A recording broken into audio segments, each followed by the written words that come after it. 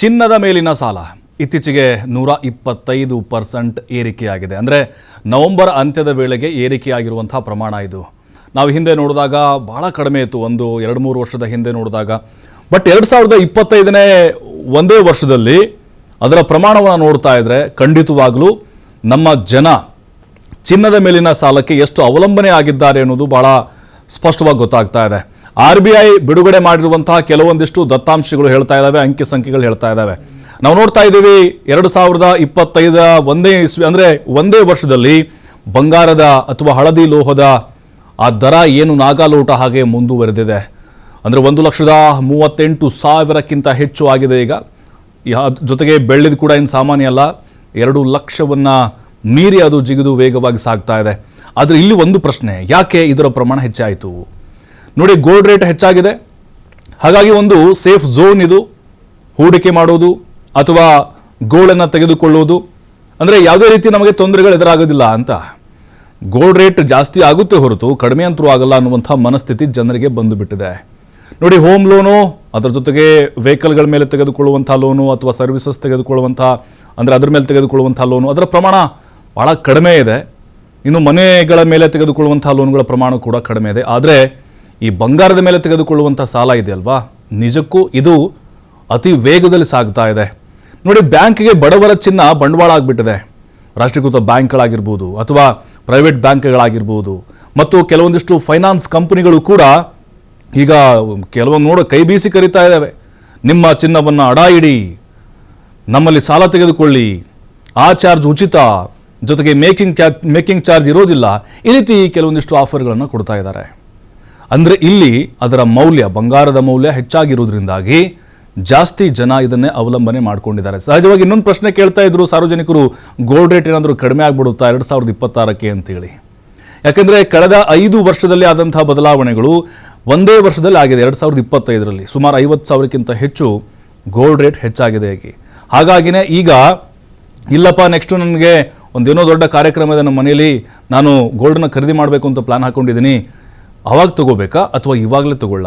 ಜಾಸ್ತಿ ಆಗುತ್ತಾ ಅಥವಾ ಕಡಿಮೆ ಆಗುತ್ತಾ? ಜೊತೆಗೆ ಬೆಳ್ಳಿಯ ಮೇಲೆ ಇನ್ವೆಸ್ಟ್ ಮಾಡಿದರೆ ಅದು ಯಾವ ರೀತಿ ನಮಗೆ ಅನುಕೂಲ ಆಗುತ್ತೆ? ಮತ್ತು ಬೇರೆ ಬೇರೆ ಆಯ್ಕೆಗಳು ನಮ್ಮ ಹತ್ರ ಏನೇನಿದ್ದಾವೆ, ಇದೆಲ್ಲದರ ಬಗ್ಗೆ ಕೂಡ ಸಾಕಷ್ಟು ಗೊಂದಲದಲ್ಲಿ ನಮ್ಮ ಜನ ಇರ್ತಾರೆ. ಯಾಕಂತ ಹೇಳಿದ್ರೆ ನೋಡಿ, ಪ್ರತಿಯೊಂದು ಕೂಡ ನಾಯಿ ಕೋಡೆಗಳಂತೆ ಕಂಪನಿಗಳು ಈಗ ಉದ್ಭವ ಆಗಿಬಿಟ್ಟಿದೆ. ಜೊತೆಗೆ ಈ ಜ್ಯುವೆಲರಿ ಶಾಪ್ನಲ್ಲಿ ನಾವು ತೆಗೆದುಕೊಳ್ಳುವಂಥ ಚಿನ್ನ ಏನಿದೆ, ನೆಕ್ಲೆಸ್ ಆಗಿರ್ಬೋದು ಅಥವಾ ಇನ್ನೊಂದು ಬಳೆ ಆಗಿರ್ಬೋದು ಅಥವಾ ರಿಂಗ್ ಆಗಿರ್ಬೋದು, ಸೆಂಟಿಮೆಂಟಲಿ ಅಟ್ಯಾಚ್ಮೆಂಟ್ ಇರುತ್ತೆ. ಹಾಗಾಗಿಯೇ ಈಗ ಅದನ್ನು ಅಡ ಇಡುವಂಥ ಸಂದರ್ಭದಲ್ಲಿ ನಾವು ವಾಪಸ್ಸನ್ನು ಬಿಡಿಸ್ಕೊಳ್ಳೇಬೇಕು ಅನ್ನುವಂತಹ ಆ ಅನಿವಾರ್ಯತೆ ಪರಿಸ್ಥಿತಿ ಎದುರಾಗಿ ಆಗಿರುತ್ತೆ. ಈಗ ನಾವು ಅಲ್ಲಿಡುವಂಥ ಚಿನ್ನ ಏನಿದೆ ಅದಕ್ಕೆ ಏನು ಬಡ್ಡಿ ಕಟ್ತಾ ಇರ್ತೀರಿ, ಹಾಗಾದರೆ ಯಾವುದನ್ನು ಆಯ್ಕೆ ಮಾಡಿಕೊಳ್ಬೇಕು? ಕೇಂದ್ರ ಸರ್ಕಾರ ಕೆಲವೊಂದಿಷ್ಟು ಮಾರ್ಗಸೂಚಿಗಳನ್ನು ಹೊರಡಿಸ್ತಾ ಇದೆ. ಈಗ ಸುಮಾರು ಒಂದು 10-12 ಮಾರ್ಗಸೂಚಿಗಳು ಕಟ್ಟುನಿಟ್ಟಾಗಿ. ಯಾಕಂದರೆ 2.5 ಲಕ್ಷದವರೆಗಿನ ಒಂದು ಗೋಲ್ಡ್ ನಾವೇನಾದರೂ ಅಡ ಇಟ್ಟರೆ ಅದಕ್ಕೆ ಯಾವ ರೀತಿ ಬಡ್ಡಿನ ನಾವು ಕಟ್ಟಬೇಕಾಗುತ್ತೆ, ಅದ್ರ ಜೊತೆಗೆ ಈಗ ಎಷ್ಟು % ಸಾಲವನ್ನು ಕೊಡಬೇಕು, ಇದೆಲ್ಲದರ ಬಗ್ಗೆ ಸಂಪೂರ್ಣವಾಗಿ ಮಾಹಿತಿಯನ್ನು ಕೊಡಲಿಕ್ಕೆ ನಮ್ಮ ಜೊತೆಗೆ ಅತಿಥಿಗಳು ಜಾಯ್ನ್ ಆಗ್ತಿದ್ದಾರೆ. ಅವ್ರನ್ನ ಕಾರ್ಯಕ್ರಮಕ್ಕೆ ಸ್ವಾಗತ ಮಾಡ್ತಾ ಇದ್ದೀನಿ. ಆರ್ಥಿಕ ತಜ್ಞರಾಗಿರುವಂತಹ ಕೃಷ್ಣರಾಜ್ ಅವರು ಜಾಯ್ನ್ ಆಗಿದ್ದಾರೆ. ಸರ್ ನಮಸ್ತೆ, ನಿಮಗೆ ಕಾರ್ಯಕ್ರಮಕ್ಕೆ ಸ್ವಾಗತ. Thank you for having me here. Yes sir, ಈಗ ನೋಡಿರ್ಬೋದು ನೀವು 125% ಏರಿಕೆ ಆಗಿದೆ ಸರ್. ಈಗ ಗೋಲ್ಡ್ ಮೇಲೆ ಲೋನ್ ತೆಗೆದುಕೊಳ್ಳುವವರ ಸಂಖ್ಯೆ, ಆ ಪರ್ಸೆಂಟೇಜ್ ನೋಡ್ತಾ ಇದ್ವಿ. RBIನೇ ಇದರ ಅಂಕಿಅಂಶಗಳನ್ನು ಕೊಟ್ಟಿದೆ. ಅಂದರೆ ಇಷ್ಟು ಪ್ರಮಾಣದಲ್ಲಿ ಏರಿಕೆ ಆಗಲಿಕ್ಕೆ ಈ ಗೋಲ್ಡ್ ರೇಟ್ ಹೆಚ್ಚಾಗಿರೋದೇ ಕಾರಣನಾ ಅಥವಾ ಸೇಫ್ ಝೋನ್ ಅನ್ನುವಂಥ ಕಾರಣಕ್ಕ, ಅಥವಾ ಇಲ್ಲ ನಮ್ಗೆ ಯಾವಾಗ ಬೇಕಾದರೂ ಕೂಡ ಬಿಡಿಸ್ಕೊಳ್ಬೋದು ಅನ್ನುವಂಥ ಆ ಆಶಾಭಾವನೆಯಿಂದನ ಹೇಗೆ? ಗೋಲ್ಡ್ ಪ್ರೈಸಸ್ ಹೆಚ್ಚಾಗ್ಲಿಕ್ಕೆ ಹಲವಾರು ಕಾರಣಗಳಿದೆ. ಅದರಲ್ಲಿ ನ್ಯಾಷನಲ್ ಮತ್ತೆ ಇಂಟರ್ನ್ಯಾಷನಲ್ ಕಾರಣಗಳನ್ನ ನಾವು ಹೇಳ್ಬೋದು. ಅಂತಾರಾಷ್ಟ್ರೀಯ ಮಟ್ಟದಲ್ಲಿ ಕಾರಣಗಳನ್ನ ಹೇಳೋದಾದ್ರೆ, ಈ ಡಾಲರ್ ಮೌಲ್ಯ ಏನಿದೆ, US ಡಾಲರ್ ಮೌಲ್ಯ, ಅದು ಬೇರೆ ಒಂದು ಇಂಪಾರ್ಟೆಂಟ್ ಕಂಟ್ರೀಸ್ ಕರೆನ್ಸಿಗಳು ಕಂಪೇರ್ ಮಾಡಿದ್ರೆ, ಎಕ್ಸೆಪ್ಟ್ ಇಂಡಿಯಾ ಬಿಟ್ಟು, ಅದ್ರದ್ದು ವ್ಯಾಲ್ಯೂ ಏನಾಗಿದೆ, ಎಕ್ಸ್ಚೇಂಜ್ ರೇಟ್ ಏನಾಗಿದೆ, ಕಡಿಮೆ ಆಗಿದೆ ಅದರದ್ದು. ಒಂದನೇದು. ಎರಡನೇದು ಅಮೆರಿಕದ ಪಾಲಿಸಿ ಏನಿದೆ ಇತ್ತೀಚೆಗೆ ಅಂದ್ರೆ federal okay. Federal hello yes sir, ಕೇಳಿಸ್ತದೆ ಸರ್, ಕೇಳಿಸ್ತದೆ. ಫೆಡರಲ್ ರೇಟ್ ಆಫ್ ಇಂಟ್ರೆಸ್ಟ್ ಅಲ್ಲಿ ಆ ದೇಶದಲ್ಲಿ rate of interest okay. Federal rate of interest ಏನಾಗ್ತಾ ಇದೆ ಅಲ್ಲಿ ಕಡಿಮೆ ಆಗ್ತಾ ಇದೆ. ಓಕೆ. ಮೂರನೇದಾಗಿ ಈ ರಷ್ಯಾ, ಚೈನಾ ಮತ್ತೆ ಇನ್ಕ್ಲೂಡಿಂಗ್ ಇಂಡಿಯಾ ಏನಾಗ್ತಾ ಇದೆ, ಈ ಒಂದು ಅಂತಾರಾಷ್ಟ್ರೀಯ ಮಟ್ಟದಲ್ಲಿ ಈ ಒಂದು ಎಕ್ಸ್ಚೇಂಜ್ ರೇಟು ವಾಲಟೈಲಿಟಿ ಜಾಸ್ತಿ ಆಗ್ತಿರೋದ್ರಿಂದ ಮತ್ತೆ ಈ ಯುದ್ಧಗಳು ಜಾಸ್ತಿಯಾಗಿ ಟ್ರೇಡ್ ಟ್ಯಾರಿಫ್ ಏನು US ಇಂಪೋಸ್ ಮಾಡ್ತಾ ಇದೆ, ಈ ಒಂದು ಟ್ರೇಡ್ ಮತ್ತೆ ಎಕ್ಸ್ಚೇಂಜ್ ರೇಟ್ಗಳಲ್ಲಿ ಸಾಕಷ್ಟು ಅನ್ಸರ್ಟನಿಟಿ ಕ್ರಿಯೇಟ್ ಆಗ್ತಾ ಇದೆ. ಅನಿಶ್ಚಿತತೆ ಹೆಚ್ಚಾಗ್ತಿರೋದ್ರಿಂದ ಅಂತಾರಾಷ್ಟ್ರೀಯ ಮಾರುಕಟ್ಟೆನಲ್ಲಿ ದೇಶಗಳಿಗೆ ಮತ್ತೆ ಜನರಿಗೆ ಯಾವ್ದ್ರ ಮೇಲೆ ಇನ್ವೆಸ್ಟ್ ಮಾಡಬೇಕು ಅಂತ ಬಂದಾಗ ಸೇಫೆಸ್ಟ್ ಅಸೆಟ್ ಅಂತಂದ್ರೆ ಈ ಗೋಲ್ಡ್. ಹೌದು. ಈ ಗೋಲ್ಡ್ ಅನ್ನ ಈ ಕಂಟ್ರೀಸ್ ಅಂದ್ರೆ ರಿಸರ್ವ್ಸ್ ನ ಇನ್ಕ್ರೀಸ್ ಮಾಡ್ತಾ ಇದೆ. ಈಗ ಇಂಡಿಯಾದಲ್ಲಿ ನೀವು ನೋಡ್ಬೋದು 880 ಮೆಟ್ರಿಕ್ ಟನ್ಸ್ ಗೋಲ್ಡ್ ಅನ್ನ ನಾವು ರಿಸರ್ವ್ ಮಾಡಿಟ್ಟಿದೀವಿ RBI ನಲ್ಲಿ.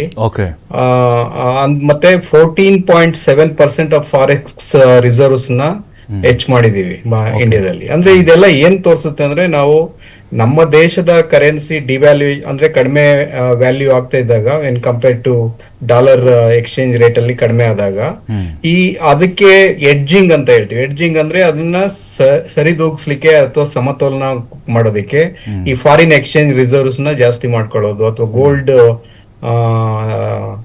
ರಿಸರ್ವ್ಸ್ ನ ಜಾಸ್ತಿ ಮಾಡುವಂತದ್ದು ಆಗ್ತಾ ಇರೋದು. ಅದೇ ರೀತಿ ಚೈನಾ ಕೂಡ ಮಾಡ್ತಾ ಇದೆ. ಅಲ್ಲೂ ಕೂಡ ಆಯಿಲ್ ಪ್ರೈಸ್ ಮತ್ತೆ ಎಕ್ಸ್ಚೇಂಜ್ ರೇಟ್ಸ್ ವೇರಿಯೇಷನ್ ಆದಾಗ ಅದನ್ನ ಹೆಡ್ಜ್ ಮಾಡ್ಲಿಕ್ಕೆ, ಅದನ್ನ ಸರಿದೂಗಿಸ್ಲಿಕ್ಕೆ ಅಥವಾ ನಷ್ಟವನ್ನ ಭರಿಸ್ಲಿಕ್ಕೆ ಸಾಮಾನ್ಯ ಪದದಲ್ಲಿ ಹೇಳ್ಬೇಕು ಅಂತಂದ್ರೆ ರಷ್ಯಾ ಕೂಡ ಈಗ ಏನಾಗ್ತಾ ಇದೆ, ರಿಸರ್ವ್ಸ್ ನ ಜಾಸ್ತಿ ಮಾಡ್ತಿದೆ ಗವರ್ಮೆಂಟ್ಗಳು. ಜೊತೆಗೆ ಜನರು ಇನ್ವೆಸ್ಟ್ಮೆಂಟ್ ಎಲ್ಲಿ ಮಾಡ್ಲಿಕ್ಕೆ ಆಗ್ತಾ ಇಲ್ಲ ಈಗ, ಯಾಕಂತಂದ್ರೆ ಅಂತಾರಾಷ್ಟ್ರೀಯ ಮಟ್ಟದಲ್ಲಿ ಮತ್ತೆ ನ್ಯಾಷನಲ್ ಲೆವೆಲ್ ಅಲ್ಲಿ ಈ ಒಂದು ಸ್ಟಾಕ್ ಪ್ರೈಸಸ್ ಅಥವಾ ಸ್ಟಾಕ್ ಪ್ರೈಸಸ್ ಏನಾಗ್ತದೆ ತುಂಬಾ ವಾಲಟೈಲಿಟಿಯಿಂದ ಕೂಡಿರ್ತಾ ಇದೆ. ಅದರಿಂದ ಸೇಫೆಸ್ಟ್ ಅಸೆಟ್ಸ್ ಅಂದ್ರೆ ಆದಾಯ ಬರುವಂತ ಅಸೆಟ್ಸ್ ಏನಿದೆ ಅಂತಂದ್ರೆ ಚಿನ್ನ. ಆ ಚಿನ್ನದ ಮೇಲೆ ಇನ್ವೆಸ್ಟ್ಮೆಂಟ್ ನ ಜಾಸ್ತಿ ಮಾಡ್ತಾ ಇರುವಂತದ್ದು. ಅಲ್ಲ, ಚಿನ್ನದ ಮೇಲಿನ ಸಾಲಕ್ಕೂ ಕೂಡ ಇದೇ ಕಾರಣ ಆಗುತ್ತೆ ಸರ್. ಹೆಂಗೆ ಅಂದ್ರೆ ಈಗ ಬೇರೆ ನಾವು ಲೋನ್ ತೆಗೆದುಕೊಳ್ಳುವ ಸಂದರ್ಭದಲ್ಲಿ ಹೇಳಕ್ಕಾಗಲ್ಲ, ಬಡ್ಡಿಗಳು ಹೆಚ್ಚು ಕಡಿಮೆ ಆಗುವಂತ ಸಾಧ್ಯತೆಗಳಿರುತ್ತೆ. ಬಟ್ ಇದು ಇಂಟ್ರೆಸ್ಟ್ ವಿಚಾರವಾಗಿ ಮತ್ತು ತುರ್ತು ಯಾವಾಗ ನಮಗೆ ಬೇಕು ಆವಾಗ ತೆಗೆದುಕೊಳ್ಳಕ್ಕೆ ಅವಕಾಶ ಇರೋದ್ರಿಂದಾಗಿ ಹೆಚ್ಚು ಜನ ಜಾಸ್ತಿ ಅದನ್ನ ಡಿಪೆಂಡ್ ಆಗಿದ್ದಾರೆ ಅಂತ ಸಾಲ ತೆಗೆದುಕೊಳ್ಳೋದು ಗೋಲ್ಡ್ ಲೋನ್. ಹೌದೌದು. ಯಾಕಂತಂದ್ರೆ ಈಸಿಯಾಗಿ ಈಗ ಬ್ಯಾಂಕ್ಗಳಲ್ಲಿ ಸಾಲ ಪಡೆಯಬೇಕಾದಾಗ ಸಾಕಷ್ಟು ಡಾಕ್ಯುಮೆಂಟ್ಸ್ ಅನ್ನ, ಶ್ಯೂರಿಟಿಯನ್ನ ಅಥವಾ ಸೆಕ್ಯೂರಿಟಿಗಳನ್ನ ಕೊಡ್ಬೇಕಾಗುತ್ತೆ. ಅದರಲ್ಲಿ ಪ್ರಮುಖವಾಗಿ ಬ್ಯಾಂಕ್ಗಳಿಗೂ ಈಸಿಯಾಗಿ ಲೋನ್ ಕೊಡೋದು ಯಾವ್ದು ಅಂತ, ಇಮಿಡಿಯೇಟ್ ಆಗಿ ಲೋನ್ ಕೊಡ್ಬೇಕಾದ್ರೆ ಅದು ಗೋಲ್ಡ್ ಮೇಲೆ ಲೋನ್ ಕೊಡ್ತಾರೆ. ಯಾಕಂದ್ರೆ ಗೋಲ್ಡ್ ಪ್ರೈಸಸ್ ಎಲ್ಲ ಜಾಸ್ತಿ ಆಗ್ತದೆ, ಅದು ಸೇಫೆಸ್ಟ್ ಅದನ್ನ ಲಿಕ್ವಿಡೇಟ್ ಮಾಡ್ಲಿಕ್ಕೂ ಬ್ಯಾಂಕ್ಗಳಿಗೆ ಅವಕಾಶಗಳಿದೆ.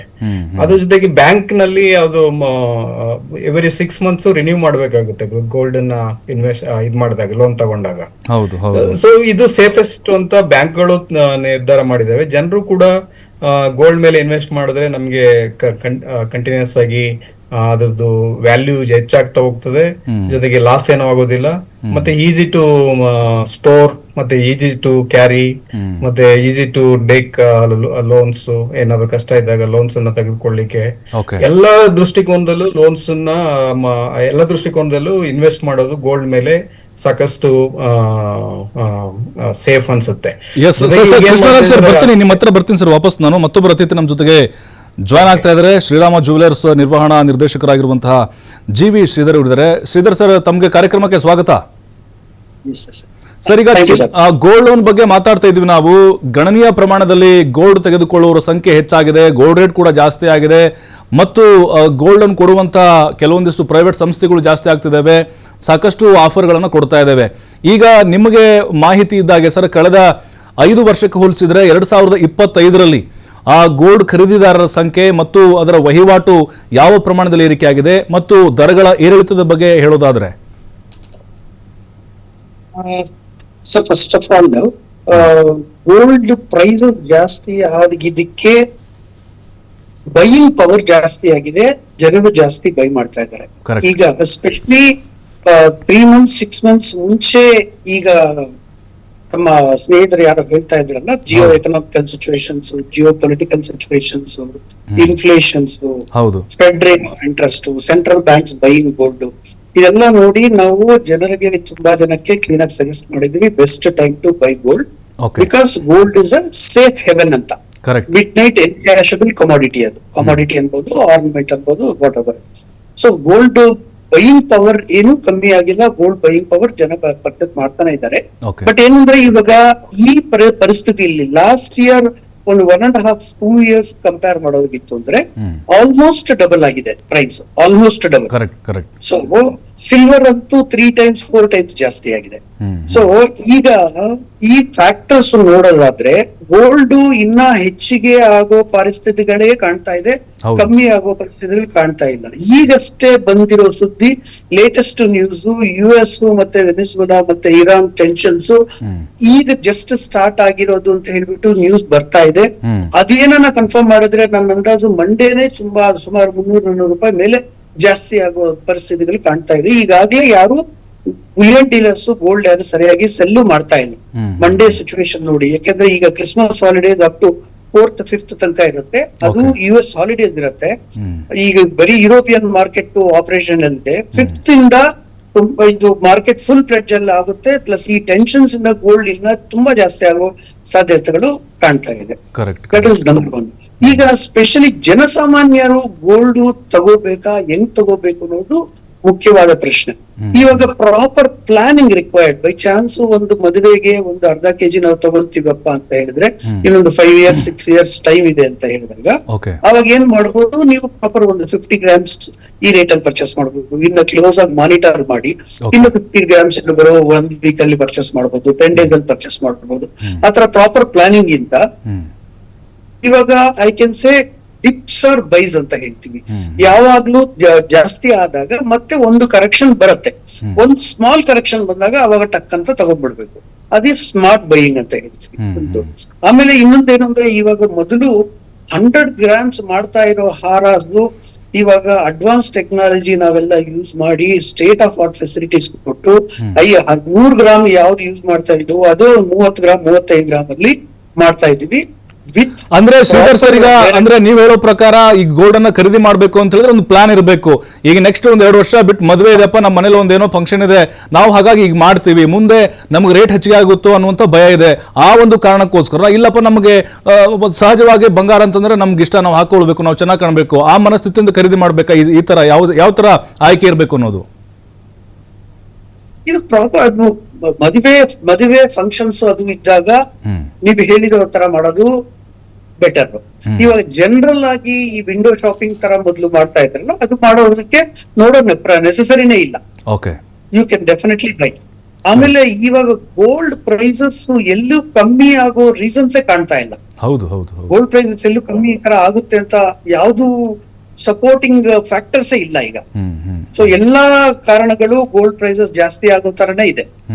So considering all this, it is good time to buy in a planned way. ಅದಾದ್ಮೇಲೆ ಈಗ ಈ ಪರಿಸ್ಥಿತಿಗಳು ನೋಡ್ಬಿಟ್ಟು ಈಗ 18 ಕ್ಯಾರೆಟ್ 14 ಕ್ಯಾರೆಟ್ ಅದೆಲ್ಲ ತುಂಬಾ ಇದಕ್ ಬಂದ್ಬಿಟ್ಟಿದೆ. ಸೊ ಇವಾಗ 18 ಕ್ಯಾರೆಟ್ ಮತ್ತು ಇವಾಗ 50 grams ಮಾಡೋದು 18 ಕ್ಯಾರೆಟ್ ಅಲ್ಲಿ 20 grams 25 grams ಅಲ್ಲಿ ಮಾಡ್ತಾ ಇದೀವಿ. 14 ಕ್ಯಾರೆಟ್ ಬಳಸ್ತಾ ಇದೀವಿ. ಈಗ ಲೇಟೆಸ್ಟ್ ಗವರ್ಮೆಂಟ್ ಸಪೋರ್ಟ್ ಇದೆ, 9 ಕ್ಯಾರೆಟ್ ಇಂಟ್ರೊಡ್ಯೂಸ್ ಮಾಡಿ ಅಂತ ಹೇಳ್ಬಿಟ್ಟು. ಸೊ 9 ಕ್ಯಾರೆಟ್ ಇಂಟ್ರೊಡ್ಯೂಸ್ ಮಾಡ್ತೀವಿ. ಇದು ಯಾವುದೇ ಕ್ಯಾರೆಟ್ ನೀವು ತಗೊಂಡ್ರು ಯಾವ್ದನ್ನ ನಿಮ್ಗೆ ಎಮರ್ಜೆನ್ಸಿ ಬಂದಾಗ ಪ್ಲೆಡ್ಜ್ ಮಾಡ್ಬೇಕು, ಇದು ಮಾಡ್ಬೇಕು ಅಂತ ನೀವ್ ಹೇಳ್ತಾ ಇದ್ರಲ್ಲ, ಪ್ರಾಪರ್ ಹಾಲ್ ಮಾರ್ಕಿಂಗ್ HUID ಇದ್ರೆ ಎಲ್ಲೂ ಏನು ನಿಮ್ಗೆ ಪ್ರಾಬ್ಲಮ್ಸ್ ಇರಲ್ಲ.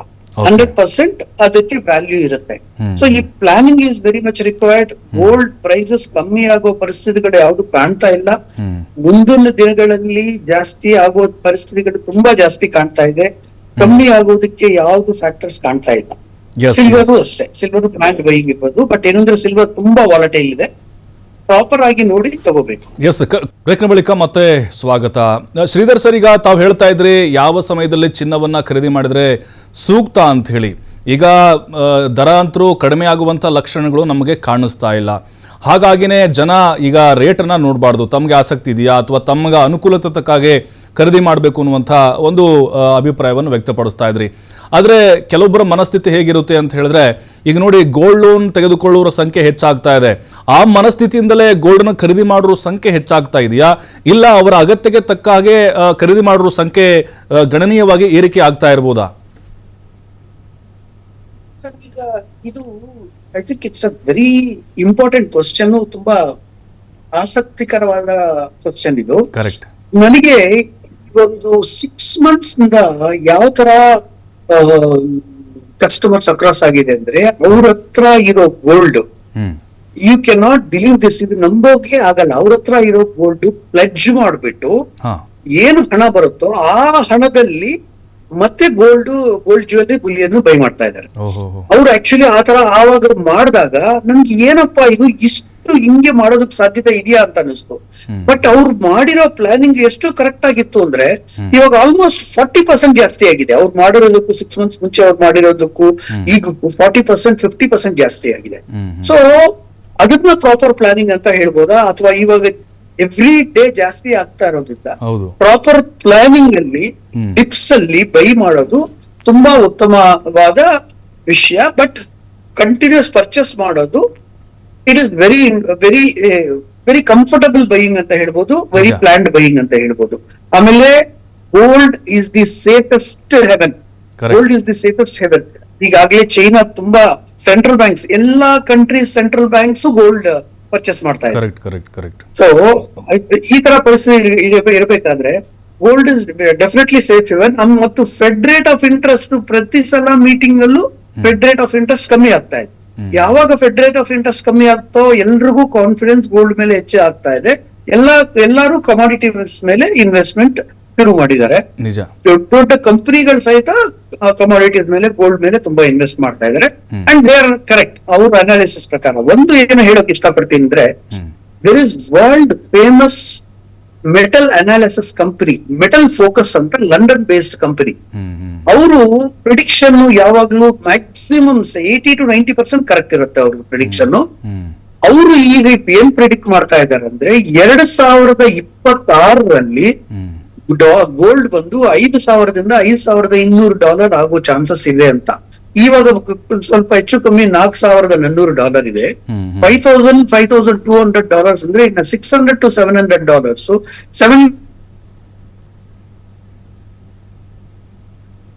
ಬರ್ತೀನಿ ಶ್ರೀಧರ್ ಸರ್ ನಿಮ್ಮ ಹತ್ರ. ಮತ್ತೆ ನಾನು ಕೃಷ್ಣರಾಜು ಸರ್, ಈಗ ಈ ಗೋಲ್ಡ್ ಲೋನ್ ತೆಗೆದುಕೊಳ್ತಾರಲ್ಲ, ಅಂದ್ರೆ ಚಿನ್ನವನ್ನು ಅಡವಿಟ್ಟು ಏನು ಸಾಲ ತೆಗೆದುಕೊಳ್ತಾರೆ, ಬೇಕಾಬಿಟ್ಟಿಯಾಗಿ ಏನೋ ಸಣ್ಣ ರೀಸನ್ಗೋಸ್ಕರ ಸಾಲ ತೆಗೆದುಕೊಳ್ಳುವವರ ಸಂಖ್ಯೆ ಕೂಡ ಇತ್ತೀಚೆಗೆ ಹೆಚ್ಚಾಗ್ತಾ ಇದೆ. ಸೇಫ್ ಝೋನ್ ಅಪ್ಪ, ಎಮರ್ಜೆನ್ಸಿಗೆ ಆಗುತ್ತೆ ಅಂತೇಳಿ. ಬಟ್ ಈ ಲೋನ್ ತೆಗೆದುಕೊಳ್ಳುವಂಥವ್ರು ಯಾವ ಕಾರಣಕ್ಕೆ ಸರ್, ಅಂದರೆ ಮೂಲ ಉದ್ದೇಶ ಇಲ್ಲಪ್ಪ ನನಗೇನೋ ಒಂದು ಕಷ್ಟ ಅಂತ ಬಂದಿದೆ, ಯಾವ ಸಮಯದಲ್ಲಿ ಲೋನ್ ತೆಗೆದುಕೊಂಡ್ರೆ ಸೂಕ್ತ ಅನ್ನೋದು? ಏನಾಗಿದೆ, ಪ್ರತಿಯೊಂದಕ್ಕೂ ಸಾಕಷ್ಟು ಮಾರ್ಕೆಟ್ ಇರೋದ್ರಿಂದ ಈ ಲೋನ್ ಅನ್ನ, ಗೋಲ್ಡ್ ಲೋನ್ ಅನ್ನ ಕೊಡುವಂತ ಸಂಸ್ಥೆಗಳು, ಇನ್ಸ್ಟಿಟ್ಯೂಷನ್ಸ್ ಅಥವಾ ಬ್ಯಾಂಕರ್ಸ್ ಜಾಸ್ತಿ ಆಗಿರೋದ್ರಿಂದ ಅದೇನಾಗ್ತದೆ, ಸುಲಭವಾಗಿ ಗೋಲ್ಡ್ ಅನ್ನು ತೆಗೆದುಕೊಂಡು ಹೋಗೋದು ಅಥವಾ ಅಡವಿ ಇಡೋದು, ಪ್ಲೆಡ್ಜ್ ಮಾಡೋದು. ನಂತರ ಯಾವ ಉದ್ದೇಶಕ್ಕೆ ಅದ ಲೋನ್ ತಗೊಂಡಿರ್ತಾರೆ ಆ ಉದ್ದೇಶಕ್ಕೆ ಸಾಕಷ್ಟು ಬಳಕೆ ಆಗದೆ ಇರುವಂತದ್ದನ್ನು ನಾವು ಗಮನಿಸಿದೀವಿ. ಅದರಿಂದ ಏನಾಗ್ತಾ ಇದೆ, ಸಾಲಕ್ಕೆ ತುತ್ತಾಗ್ತಾ ಇರೋದನ್ನ ಜನಸಾಮಾನ್ಯರು ಸಾಲಕ್ಕೆ ತುತ್ತಾಗ್ತಾ ಇದ್ದಾರೆ. ಯಾಕಂದ್ರೆ ಗೋಲ್ಡ್ ಲೋನ್ ತಗೊಳ್ಳೋರು ಯಾರಪ್ಪ ಅಂತಂದ್ರೆ ಮಿಡಿಲ್ ಕ್ಲಾಸ್ ಮತ್ತೆ ಲೋಯರ್ ಮಿಡಿಲ್ ಕ್ಲಾಸ್ ಪೀಪಲ್ ಮಾತ್ರ. ಇವರೆಲ್ಲ ಬೇರೆ, ಈಗ ನೀವು ಲೋನ್ ಅನ್ನ ತಗೊಳ್ಳೋದಕ್ಕೂ ನಾಲೆಡ್ಜ್ ಲೋನ್ ಅನ್ನ ಪ್ಲೆಡ್ಜ್ ಮಾಡ್ಲಿಕ್ಕೂ ನಾಲೆಡ್ಜ್ ಇರ್ಬೇಕು. ಬ್ಯಾಂಕ್ ಗಳಲ್ಲಿ ಇಡೋದಿಲ್ಲ ಇವರೆಲ್ಲ. ಸಾಮಾನ್ಯವಾಗಿ ಇವ್ರೇನ್ ಮಾಡ್ತಾರೆ, ಈ ಒಂದು ಬ್ಯಾಂಕರ್ಸ್ ಅಂತ ಏನ್ ಹೇಳ್ತೀವಿ, ಪ್ರೈವೇಟ್ ಬ್ಯಾಂಕರ್ಸ್, ಅವ್ರ ಹತ್ರ ಲೋನ್ ಅನ್ನ ಪ್ಲೆಡ್ಜ್ ಮಾಡ್ತಾರೆ. ಸೊ ಅಲ್ಲಿ usually rate of interest bank ಗಳಿಗೆ ಕಂಪೇರ್ ಮಾಡಿದ್ರೆ ಹೆಚ್ಚಾಗಿರ್ತದೆ. ಜೊತೆಗೆ ಅವರು ಸರಿಯಾದ ಮಾಹಿತಿಯನ್ನ ನೀಡೋದಿಲ್ಲ ಜನಗಳಿಗೆ.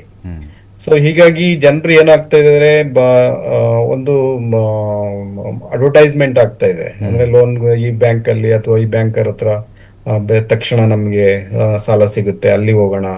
ಮತ್ತೆ ಅಡ್ವರ್ಟೈಸ್ಮೆಂಟ್ಸ್ ಈಗ ತುಂಬಾ ಅಡ್ವರ್ಟೈಸ್ಮೆಂಟ್ಸ್ ಟಿವಿಗಳಲ್ಲಿ ಎಲ್ಲ ಮಾಧ್ಯಮಗಳಲ್ಲಿ ಬರ್ತಾ ಇರೋದ್ರಿಂದ ಕಡಿಮೆ ರೇಟು, ಮತ್ತೆ ನೀವು ಗೋಲ್ಡ್ ಅನ್ನ ಮಾರಾಟ ಮಾಡಬಹುದು ಅಥವಾ ಎಕ್ಸ್ಚೇಂಜ್ ಮಾಡ್ಕೋಬಹುದು, ಹೀಗೆ ಸಾಕಷ್ಟು ಅಡ್ವರ್ಟೈಸ್ಮೆಂಟ್ ಬರ್ತಾ ಇರೋದ್ರಿಂದ ಜನರು ಏನಾಗ್ತಾ ಇದಾರೆ, ಸಾಲ ಬೇಕೋ ಅಥವಾ ಬೇಡವೋ ಅನ್ನೋದು ಥಿಂಕ್ ಮಾಡ್ತಾ ಇಲ್ಲ. ಮತ್ತೆ ಸಾಲ ತೆಗೆದುಕೊಂಡು ಎಲ್ಲಿ ಇನ್ವೆಸ್ಟ್ ಮಾಡಬೇಕು, ಹೇಗೆ ಇನ್ವೆಸ್ಟ್ ಮಾಡಬೇಕು, ಅದನ್ನ ಮತ್ತೆ ಹೇಗೆ ನಾವು ಆದಾಯ ಗಳಿಸ್ಬೇಕು ಅದರಿಂದ ಅನ್ನೋದು ಅವ್ರಿಗೆ ಐಡಿಯಾ ಇಲ್ಲ.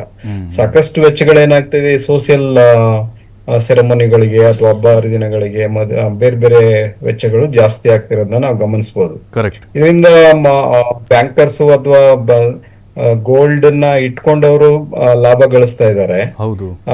ಗೋಲ್ಡ್ ಮೇಲೆ ಸಾಲ ತೆಗೆದುಕೊಂಡವರು ಸಾಲಗಾರರಾಗಿ ಹಾಗೆ ಉಳಿತಾ ಇರೋದನ್ನ ನಾವು ಸೊಸೈಟಿಲಿ ನೋಡ್ಬೋದು. ಮತ್ತೆ ನಾವು ಗೋಲ್ಡ್ ನ ನಾವು ಈ ಸಂದರ್ಭದಲ್ಲಿ ಈಗ ಯಾಕೆ ಈ ಒಂದು ಗೋಲ್ಡ್ ಪ್ರೈಸಸ್ ಹೆಚ್ಚಾಗ್ತಾ ಇದೆ ಅನ್ನೋದಕ್ಕೆ ಮತ್ತೊಂದು ಬಲವಾದ ಕಾರಣ ಏನಪ್ಪಾ ಅಂದ್ರೆ ಡಿಮ್ಯಾಂಡ್ ಜಾಸ್ತಿ ಇದೆ ಅಂತ ಅವ್ರು ಹೇಳ್ತಾ ಇದ್ರು. ಹೌದು. ಈಗ ಬೆಲೆ ಹೆಚ್ಚಾದಾಗ ಯಾಕೆ ಡಿಮ್ಯಾಂಡ್ ಗೋಲ್ಡ್ ಅನ್ನು ಕೊಂಡ್ಕೋಬೇಕು ಜನರು? ನಿಜ. ಅವ್ರಿಗೆ ಸಂಯಮ ಇರಬೇಕು, ಸ್ವಲ್ಪ ಸಂಯಮ ಇದ್ದು ವೆಯ್ಟ್ ಮಾಡಿ ಪರ್ಚೇಸ್ ಮಾಡಿದಾಗ ಆ ಗೋಲ್ಡ್ ಪ್ರೈಸಸ್ ಅದೇ ಕೆಳಗಡೆ ಬರ್ತದೆ. ಬಟ್ ಎಲ್ಲಿ ಇನ್ನೂ ಜಾಸ್ತಿ ಆಗುತ್ತೆ ಅನ್ನೋ ಒಂದು ಹೈಪ್ ಕ್ರಿಯೇಟ್ ಮಾಡಿದಾಗ ಮಾರ್ಕೆಟ್ ಅಲ್ಲಿ ಜನ ಏನ್ ಮಾಡ್ತಾರೆ, ಮತ್ತೆ ಇನ್ನೂ ಹೆಚ್ಚಾಗಬಹುದು ಅಂತ ಅಂದ್ಬಿಟ್ಟು ಗೋಲ್ಡ್ ಮೇಲೆ ಇನ್ವೆಸ್ಟ್ಮೆಂಟ್ ಮಾಡ್ಲಿಕ್ಕೆ ಹೋಗ್ತಾರೆ. ಅದರಿಂದ ಸರಿಯಾದ ತಿಳುವಳಿಕೆ ಸಮಾಜದಲ್ಲಿ ಇಲ್ಲದೆ ಇರೋದು ಒಂದು ಕಾರಣ ಈ ಗೋಲ್ಡ್ ಬಗ್ಗೆ, ಅಥವಾ ಗೋಲ್ಡ್ ಅನ್ನ ಎಷ್ಟು ಇನ್ವೆಸ್ಟ್ ಮಾಡ್ಬೇಕು, ಗೋಲ್ಡ್ ಮೇಲೆ ಯಾವ ಟೈಮಲ್ಲಿ ಇನ್ವೆಸ್ಟ್ ಮಾಡಬೇಕು, ಯಾವ ಟೈಮಲ್ಲಿ ಲೋನ್ ತಗೋಬೇಕು, ಎಲ್ಲಿ ತಗೋಬೇಕು ಲೋನ್ ತೆಗೆದುಕೊಂಡಂತ ಹಣವನ್ನ ಹೇಗ್ ಬಳಸಬೇಕು, ಇವೆಲ್ಲ ಒಂದು ಹಣಕಾಸಿನ ಮಾಹಿತಿ ಅಥವಾ ಹಣಕಾಸಿನ ನಿರ್ವಹಣೆ ನಮ್ಮ ಜನಸಾಮಾನ್ಯರಲ್ಲಿ ಕಡಿಮೆ ಇರುವಂತದ್ದು. ಅದರಲ್ಲೂ ಇಂಡಿಯನ್ಸ್ ಅಲ್ಲಿ ಗೋಲ್ಡ್ ಮೇಲೆ ಸಾಕಷ್ಟು ಇನ್ವೆಸ್ಟ್ ಮಾಡ್ತಾ ಹೋಗ್ತಾ ಇರುವಂತದ್ದು. ಹೀಗಾಗಿ ಗೋಲ್ಡ್ ಮೇಲೆ ಇನ್ವೆಸ್ಟ್ ಮಾಡಿದಾಗ ಅದೇನಾಗುತ್ತೆ, ಸೇಫ್ ಹೇವನ್ ಇರ್ಬೋದು, ಬಟ್ ಅದೇನಾಗುತ್ತೆ ಲಾಕ್ ಆಗುತ್ತೆ. ನಾವು ಬೇರೆ ಇನ್ವೆಸ್ಟ್ಮೆಂಟ್ ಮಾಡ್ಲಿಕ್ಕೆ ಆಗೋದಿಲ್ಲ. ಈಗ ಸೇಮ್ ಹಣವನ್ನ ನಾವು ಸೈಟ್ ಮೇಲೆ ಅಥವಾ ಮನೆ ಮೇಲೆ ಅಥವಾ ಇನ್ನೊಂದು ಅಗ್ರಿಕಲ್ಚರ್ ಮೇಲೆ, ಇಂಡಸ್ಟ್ರಿ ಮೇಲೆ, ಬೇರೆ ಬೇರೆ ವಲಯಗಳಲ್ಲಿ ನಾವು ಇನ್ವೆಸ್ಟ್ ಮಾಡಿದಾಗ ಅಲ್ಲಿ ಲಾಭ ಕಡಿಮೆ ಬರ್ಬೋದು, ಬಟ್ ಅದು ಏನಾಗುತ್ತೆ ದೇಶದ ಅಭಿವೃದ್ಧಿಗೆ ಕಾರಣ ಆಗುತ್ತೆ, ದೇಶದ ಅಭಿವೃದ್ಧಿಗೆ ಅದು ಉಪಯೋಗ ಆಗುತ್ತೆ. ಅಂದ್ರೆ ಸರ್, ಈಗ ಈ ಚಿನ್ನದ ಸಾಲದ ಪರ್ಸೆಂಟೇಜ್ ಜಾಸ್ತಿ ಆಗಿರೋದ್ರಿಂದಾಗಿ ಭಾರತದ ಆರ್ಥಿಕತೆ ಮೇಲೆ ಏನಾದ್ರು ಹೊಡೆತ ಬೀಳುತ್ತಾ ಸರ್? ಏರಿಳಿತಗಳಾಗುತ್ತಾ ಸರ್? ಇದು ಏನಾಗ್ತಾ ಇದೆ, ಈಗ ಕ್ಯಾಪಿಟಲ್, ಈಗ ಸ್ಟಾಕ್ ಮಾರ್ಕೆಟ್ ಬಗ್ಗೆ ಹೇಳ್ತಾ ಇದ್ದೆ ನಾನು. ನೀವು ಹಣವನ್ನ ಸ್ಟಾಕ್ ಮಾರ್ಕೆಟ್ ಅಲ್ಲಿ ಇನ್ವೆಸ್ಟ್ ಮಾಡಿದಾಗ ಅಥವಾ ಶೇರ್ಸ್ ಮೇಲೆ ಇನ್ವೆಸ್ಟ್ ಮಾಡಿದಾಗ ಆ ಹಣ ಏನಾಗುತ್ತೆ, ಇಂಡಸ್ಟ್ರಿಯಲಿಸ್ಟ್ ಗಳಿಗೆ ಹೋಗುತ್ತೆ, ಅಥವಾ ಫೈನಾನ್ಸ್ ಕಂಪನಿಗಳಿಗೆ ಹೋಗುತ್ತೆ, ಅಥವಾ ಬ್ಯಾಂಕ್ ಗಳಿಗೆ ಹೋಗುತ್ತೆ. ಬ್ಯಾಂಕ್ ಇಂದ ಸಾಲವನ್ನ ತೆಗೆದುಕೊಳ್ತಾರೆ ಬೇರೆ ಯಾರು ಇಂಡಸ್ಟ್ರಿಯಲಿಸ್ಟ್ ಬೇಕಾದವರು, ಅಗ್ರಿಕಲ್ಚರಿಸ್ಟ್ ಅಥವಾ ಎಜುಕೇಶನ್ ಮಾಡ್ಲಿಕ್ಕೆ ಬೇರೆ ಬೇರೆ ಉದ್ದೇಶಗಳಿಗೆ ಸಾಲವನ್ನ ತೆಗೆದುಕೊಳ್ತಾರೆ. ಆ ಸಾಲ ಏನಾಗುತ್ತೆ, ಅದು ಆರ್ಥಿಕ ಚಟುವಟಿಕೆಗಳಿಗೆ ಹೆಚ್ಚು ಪ್ರಯೋಜನಕಾರಿ ಆಗುತ್ತೆ. ಆದ್ರೆ ಈ ಗೋಲ್ಡ್ ಮೇಲೆ ಇನ್ವೆಸ್ಟ್ ಮಾಡಿದಾಗ ಏನಾಗುತ್ತೆ, ಇದು ಒಂದು it is not A flow, ಇದು ಒಂದು ಸ್ಟಾಕ್ ಆಗಿ ಇದ್ಬಿಡ್ತದೆ ಅದು. ಅದರಿಂದ ಅದು ಹೆಚ್ಚು ಪ್ರಯೋಜನಕಾರಿ ಆಗೋದಿಲ್ಲ. ಅದರಿಂದ ಗೋಲ್ಡ್ ಮೇಲೆ ಇನ್ವೆಸ್ಟ್ ಮಾಡೋದು ಯಾವ ಉದ್ದೇಶಕ್ಕೆ ಅಂತಂದ್ರೆ, ಅದು ಮುಂದೆ ಒಂದ್ ಸ್ವಲ್ಪ ಆದಾಯ ಹೆಚ್ಚಾಗುತ್ತೆ, ಅಥವಾ ರಿಸ್ಕ್ ಫ್ರೀ ಇಂಟ್ರೆಸ್ಟ್ ಬರ್ತದೆ, ಅಥವಾ ರಿಸ್ಕ್ ಫ್ರೀ ಆದಾಯ ಬರ್ತದೆ ಅನ್ನೋದಕ್ಕೋಸ್ಕರ ಇನ್ವೆಸ್ಟ್ ಮಾಡಬೇಕು. ಬಟ್ ಎಲ್ಲವನ್ನು ಅದ್ರ ಮೇಲೆ ಇನ್ವೆಸ್ಟ್ ಮಾಡಿದ್ರು ಅದು ನನ್ನ ಪ್ರಕಾರ ಆರ್ಥಿಕವಾಗಿ ಭಾರತ ಸದೃಢ ಆಗ್ಲಿಕ್ಕೆ ಸಾಧ್ಯ ಇಲ್ಲ. ಅದರಿಂದ ಆರ್ಥಿಕ ನೀತಿಗಳು ಏನಿದೆ ನಮ್ಮ ದೇಶದಲ್ಲಿ, ಈ ರೀತಿಯ ಗೋಲ್ಡ್ ಮೇಲೆ ಇನ್ವೆಸ್ಟ್ ಮಾಡ್ಲಿಕ್ಕೆ ಮತ್ತೆ ಗೋಲ್ಡ್ ಬಾಂಡ್ಸ್ ಅನ್ನ ಇಶ್ಯೂ ಮಾಡುವಂತದ್ದು ತುಂಬಾ ಕಾರ್ಯಕ್ರಮಗಳಿದೆ. ಈ ರೀತಿ ಮಾಡೋದ್ರಿಂದ ಏನಾಗ್ತದೆ, ಈಗ ಬೇರೆ ದೇಶಗಳಲ್ಲಿ ತೆಗೆದುಕೊಂಡಾಗ ಆ ಜನರ ಒಂದು ಬೇಡಿಕೆ ಗೋಲ್ಡ್ ಬಗ್ಗೆ ವಿಲ್ಲಿಂಗ್ನೆಸ್ ಇರ್ಬೋದು, ಅಥವಾ ಇಷ್ಟಪಟ್ಟು ಗೋಲ್ಡ್ ಪರ್ಚೇಸ್ ಮಾಡೋದಿರ್ಬೋದು, ಇನ್ವೆಸ್ಟ್ ಮಾಡೋದಿರ್ಬೋದು, ಬೇರೆ ರಾಷ್ಟ್ರಗಳಲ್ಲಿ ತುಂಬಾ ಕಡಿಮೆ. ಭಾರತದಲ್ಲೇ ಈ ಅತಿರೇಕ ಹೆಚ್ಚಿರುವಂತದ್ದು ಇದೊಂಥರ ಉಚಿತನ ಅಂತಾನೆ ನಾನು ಹೇಳ್ಬಲ್ಲೆ. ಅಂದ್ರೆ ಸರ್, ಜನರಿಗೆ ಅತಿಯಾದ ವ್ಯಾಮೋಹನೆ ಇದಕ್ಕೆಲ್ಲ ಕಾರಣ ಅಂತ, ಬೆಲೆ ಜಾಸ್ತಿ ಆಗೋದಕ್ಕೂ ಅದೊಂದು ಕಾರಣ ಇರ್ಬೋದು. ಇದರಿಂದ ಸಾಕಷ್ಟು ಕೆಟ್ಟ ಪರಿಣಾಮಗಳು ಇದೆ. ಈಗ ನಮ್ಮಲ್ಲಿ ಸಾಕಷ್ಟು ಈಗ ಡೌರಿ ಇವೆಲ್ಲ ಬರ್ತಾ ಇರೋದು ಏನಕ್ಕೆ ಅಂತಂದ್ರೆ, ಈ ಗೋಲ್ಡ್ ಮೇಲೆ ಇರುವಂತ ವ್ಯಾಮೋಹ, ಅಥವಾ ಹೆಣ್ಮಕ್ಳಿಗೆ ಅತಿಯಾಗಿ ಈ ಗೋಲ್ಡ್ ಅನ್ನ ವೇರ್ ಮಾಡ್ಬೇಕು ಅನ್ನೋ ಒಂದು ವ್ಯಾಮೋಹ ಇರ್ಬೋದು. ಸೊ ಇವುಗಳು ಕೂಡ, ಇವೆಲ್ಲ ಏನ್ ಹೇಳ್ತೀವಿ, ಬ್ಯಾಡ್ ಕನ್ಸಂಪ್ಷನ್ ಅಂತ ಹೇಳಕ್ಕಾಗಲ್ಲ, but it won't help the economy for further growth. ಹಾಗಾಗಿ ನಾನು ಏನ್ ಹೇಳೋದು ಅಂತಂದ್ರೆ, ಇದಕ್ಕೂ ಒಂದು ಮಾರುಕಟ್ಟೆ ಒಂದು ಪಾಲಿಸಿ, ಅಂದ್ರೆ ಮ್ಯಾಕ್ರೋ ಎಕನಾಮಿಕ್ ಪಾಲಿಸಿ ಅಂತ ಹೇಳ್ತೀವಿ. ಯಾವಾಗ ಗೋಲ್ಡ್ ಪ್ರೈಸಸ್ ತುಂಬಾ ಹೆಚ್ಚಾಗುತ್ತೆ, ಸರ್ಕಾರನೇ ಗೋಲ್ಡ್ ಅನ್ನ ಮಾರಾಟ ಮಾಡಬೇಕು ಕಡಿಮೆ ದರದಲ್ಲಿ. ಕಡಿಮೆ ದರದಲ್ಲಿ ಅಂದ್ರೆ ಅವ್ರು ಮೊದ್ಲೇ ಕಡಿಮೆ ದರದಲ್ಲಿ ಕೊಂಡ್ಕೊಂಡಿರ್ತಾರೆ, ಅದನ್ನ ರಿಲೀಸ್ ಮಾಡ್ಬೇಕು, ಮಾರುಕಟ್ಟೆಗೆ ರಿಲೀಸ್ ಮಾಡಿದಾಗ ಒಂದ್ ಸ್ವಲ್ಪ ಮಾರುಕಟ್ಟೆ ದರಕ್ಕಿಂತ ಕಡಿಮೆ ಸಿಕ್ಕಿದಾಗ ಅದೇನಾಗುತ್ತೆ, ಬೆಲೆಗಳು ಈಕ್ವಲ್ ಆಗ್ಬಿಡ್ತದೆ. ಸೊ ಹೀಗಾಗಿ ಸರ್ಕಾರನೇ ಇದನ್ನ ಎಂಕರೇಜ್ ಮಾಡ್ತಾ ಇರೋದ್ರಿಂದ, ಸರ್ಕಾರವೇ ಅಂದ್ರೆ ಏನೋ ಪಾಲಿಸಿ ತೆಗೆದುಕೊಳ್ಳದೆ ಇರೋದ್ರಿಂದ ಇದು ಗೋಲ್ಡ್ ಪ್ರೈಸಸ್ ಇನ್ನೂ ಜಾಸ್ತಿ ಆಗುತ್ತೆ. ಇದು ಸಾಕಷ್ಟು ಪರಿಣಾಮಗಳನ್ನ, ಕೆಟ್ಟ ಪರಿಣಾಮಗಳನ್ನ, ಇನ್ಫ್ಲೇಷನ್ ಆಗ್ಲಿಕ್ಕೆ ಅಥವಾ ದುಡ್ಡೆಲ್ಲ ಈ ಒಂದು ಗೋಲ್ಡ್ ಅಲ್ಲೇ ಲಾಕ್ ಆಗ್ಲಿಕ್ಕೆ, ಆರ್ಥಿಕತೆ ಹೆಚ್ಚಾಗದೆ ಇರೋದಕ್ಕೆ ಇವೆಲ್ಲ ಕಾರಣಗಳು ಆಗ್ತಾ ಇದೆ. ಸೊ ಅದನ್ನ ಒಂದು ರೆಗ್ಯುಲೇಷನ್ ಬೇಕೇ ಬೇಕು. ಅದಕ್ಕೆ ಇತ್ತೀಚೆಗೆ ನಾವು ಆರ್ಥಿಕ ಚಟುವಟಿಕೆಗಳಲ್ಲಿ ಮಾರುಕಟ್ಟೆ ಬಗ್ಗೆ ಮಾತನಾಡುವಾಗ, ಈಗ ಇತ್ತೀಚೆಗೆ ಒಂದು ಘಟನೆ ಆಯ್ತು, ನಿಮ್ಗೆ ಗೊತ್ತಿರ್ಬೋದು. ಈ ಇಂಡಿಗೋ ಫ್ಲೈಟ್ಸ್ ಪ್ರೈಸಸ್ ಎಲ್ಲ ಏನಾಯ್ತು, ಫ್ಲೈಟ್ ಟಿಕೆಟ್ಸ್ ಪ್ರೈಸಸ್ ಎಲ್ಲ ಹೆಚ್ಚಾಗೋಯ್ತು. ಅಲ್ಲಿ ಕಂಟ್ರೋಲೇ ಇಲ್ಲ, ಗವರ್ಮೆಂಟ್ ಮಾರುಕಟ್ಟೆ ಮೇಲೆ ಅಥವಾ ಈ ರೀತಿಯ ಮನೋಪಲಿ ಪ್ರೈಸಸ್ ಮೇಲೆ ಕಂಟ್ರೋಲೇ ಇರಲಿಲ್ಲ. ಅದೇ ರೀತಿ ಇದು ಆಗ್ತಾ ಇರುವಂತದ್ದು. ನಿಜ ನಿಜ. ಸೊ ಹೀಗಾಗಿ ಮಾರುಕಟ್ಟೆನ ನಾವು ಅದೇ ಹೊಂದ್ಕೊಳ್ಳುತ್ತೆ ಅಂತ, ಸಪ್ಲೈ ಮತ್ತೆ ಡಿಮ್ಯಾಂಡ್ ಇಂದ ಹೊಂದ್ಕೊಳ್ಳುತ್ತೆ ಅಂತ ಬಿಟ್ಟಾಗ ಸಾಕಷ್ಟು ಕೆಟ್ಟ ಪರಿಣಾಮಗಳು ಆಗ್ತಿರೋದ್ರಿಂದ ಇತ್ತೀಚಿನ ಆರ್ಥಿಕ ತಜ್ಞರ ಒಂದು ಸಲಹೆ ಏನು ಅಂತಂದ್ರೆ, ಈ ಮಾರುಕಟ್ಟೆನ ಗವರ್ಮೆಂಟ್ ಕ್ಲೋಸ್ ಆಗಿ ವಾಚ್ ಮಾಡಬೇಕು, ಎಲ್ಲಿ ಸಾಧ್ಯವಾಗುತ್ತೋ ಅಲ್ಲಿ ಇಂಟರ್ವೆನ್ಷನ್ ಆಗ್ಬೇಕು, ಅದನ್ನ ಟೇಮ್ ಮಾಡಬೇಕು, ಅಂದ್ರೆ ಅದನ್ನ ಸರಿಯಾದ ದಾರಿಗೆ ತರಬೇಕು ಅಂತ. ಸೊ ಈ ರೀತಿ ಕಾರ್ಯಕ್ರಮಗಳನ್ನ ಭಾರತ ಸರ್ಕಾರ ತಂದಿದ್ರೆ ಇಷ್ಟೆಲ್ಲ ಗೋಲ್ಡ್ ಪ್ರೈಸಸ್ ಹೆಚ್ಚಾಗಲಿಕ್ಕೆ ಚಾನ್ಸಸ್ ಇರ್ಲಿಲ್ಲ. ಇದಕ್ಕೆ ಸಾಕಷ್ಟು ಆರ್ಥಿಕ ವಿಷನರಿ ಬೇಕಾಗುತ್ತೆ, ವಿಷನ್. ಆ ವಿಷನ್ ಇಟ್ಕೊಂಡಾಗ ಇವೆಲ್ಲ ಸಾಧ್ಯ ಆಗುತ್ತೆ. ಅಂದ್ರೆ ನಮ್ಮ ಪಾಲಿಸಿಗಳು ಹೇಗಿದೆ ಅಂತಂದ್ರೆ ಪ್ರೋ ಆಕ್ಟಿವ್ ಇಲ್ಲ, ಬರೇ ಆಕ್ಟಿವ್, ಆ ಸಂದರ್ಭ ಬಂದಾಗ ಆಕ್ಟ್ ಮಾಡ್ತೀವಿ ಅಥವಾ ಬಿಟ್ಬಿಡ್ತೀವಿ. ಪ್ರೋ ಆಕ್ಟಿವ್ ಇಲ್ಲ. ಪ್ರೋ ಆಕ್ಟಿವ್ ಅಂತಂದ್ರೆ ಒಂದು ಆರ್ಥಿಕತೆನ ಹೇಗೆ ಸದೃಢ ಮಾಡಬೇಕು, ಹೇಗೆ ಇನ್ವೆಸ್ಟ್ಮೆಂಟ್ ನ ಡೈವರ್ಸಿಫಿಕೇಶನ್ ಮಾಡಬೇಕು, ಹೇಗೆ ನಮ್ಮ ಇಂಡಸ್ಟ್ರೀಸ್ ನ ಬಳಸಬೇಕು, ಈ ಜನರ ಒಂದು ಮನೋಭಾವನೆಯನ್ನ ಹೇಗೆ ಚೇಂಜ್ ಮಾಡಿ ಅವರ ಉತ್ಪಾದಕತೆ ಜಾಸ್ತಿ ಮಾಡ್ಲಿಕ್ಕೆ, ಆ ಒಂದು ಇನ್ವೆಸ್ಟ್ಮೆಂಟ್ ಅನ್ನ ಉತ್ಪಾದನೆ ಕಡೆ ಬರ್ತೀನಿ ಪ್ರಶ್ನೆ ಮಾಡ್ತೀನಿ ಸರ್ ನಿಮ್ಮ ಹತ್ರ. ಶ್ರೀಧರ್ ಸರ್, ಈಗ ನನ್ನ ಹತ್ರ ಸ್ವಲ್ಪ ಒಂದು ದುಡ್ಡಿದೆ ಸರ್, ನನ್ನ ಹತ್ರ ಸೇವಿಂಗ್ ಮಾಡ್ಕೊಂಡಿದ್ದೀನಿ, ಈಗ ಬೇಡ ನಾನು ತಗೊಳ್ಳೋದು, ಇನ್ನೊಂದು ನಾಲ್ಕು ವರ್ಷ ಬಿಟ್ಟರೆ ಗೋಲ್ಡ್ ರೇಟ್ ಕಡಿಮೆ ಆಗುತ್ತೆ, ಈ ಒಂದು ಮನಸ್ಥಿತಿ ಇದ್ದರೂ ಕೂಡ ಇರ್ತಾರೆ. ಬ್ರೇಕ್ನ ಬಳಿಕ ಮತ್ತೆ ಸ್ವಾಗತ. ನೋಡಿ, ಈಗ ಸಾಕಷ್ಟು ಅಭಿಪ್ರಾಯಗಳು ವ್ಯಕ್ತವಾಗ್ತಾ ಇದೆ ಈ ಗೋಲ್ಡ್ ಲೋನ್ಗೆ ಸಂಬಂಧಪಟ್ಟಂತೆ. ಶ್ರೀಧರ್ ಸರ್ ನಮ್ಮ ಜೊತೆಗೆ ಆಗಲೇ ಮಾತಾಡ್ತಾ ಇದ್ರು. ಸರ್, ನಾನು ನಿಮ್ಗಾಗಲೇ ಒಂದು ಪ್ರಶ್ನೆ ಕೇಳ್ತಾ ಇದ್ದೆ. ಈಗ ನನ್ನ ಹತ್ರ ಒಂದಿಷ್ಟು ಅಮೌಂಟ್ ಇದೆ ಸರ್, ನನಗೆ ಆಸೆ ಇದೆ ಬಂಗಾರ ಕೊಂಡ್ಕೊಳ್ಬೇಕು ಅಂಥೇಳಿ. ಇಲ್ಲಪ್ಪ, ಮತ್ತೆ ಮುಂದಿನ ದಿನಗಳಲ್ಲಿ ಸ್ವಲ್ಪ ಏನೋ ರೇಟ್ ಕಡಿಮೆ ಆಗ್ಬೋದು ಅಂತ ನಾನು ಕಾಯ್ತಾ ಇದ್ದೀನಿ ಸರ್. 4 ವರ್ಷ ಆದಮೇಲೆ ಬಹುಶಃ ಪ್ರೈಸ್ ಕಡಿಮೆ ಆಗ್ಬೋದು ಅಂತ ನಾವು ಅಂದ್ಕೊಂಡಿದ್ವಿ. ಅಂದರೆ ಅಂದ್ಕೊಂಡು ಆ ದುಡ್ಡನ್ನು ಹಾಗೆ ಇಟ್ಕೊಂಡ್ಬಿಡ್ತೀವಿ, ಏಕಾಏಕಿ ಜಾಸ್ತಿ ಆಗಿಬಿಡ್ತು. ಅವಾಗ ನಾವು ಬಂಗಾರವನ್ನು ಖರೀದಿ ಮಾಡಬೇಕಾ ಬೇಡ? ಈ ಥರದ ಗೊಂದಲಗಳಿದಾವೆ ಸರ್ ಜನರಲ್ಲಿ. ಈಗ ಹಿಸ್ಟ್ರಿ ಏನ್ ಹೇಳುತ್ತೆ ಅಂದ್ರೆ, ಯಾವಾಗ್ಲೂ ಗೋಲ್ಡ್ ಪ್ರೈಸಸ್ ಡೆಮಿನಿಷಿಂಗ್ ಮೂಡೇ ತೋರಿಸಿಲ್ಲ.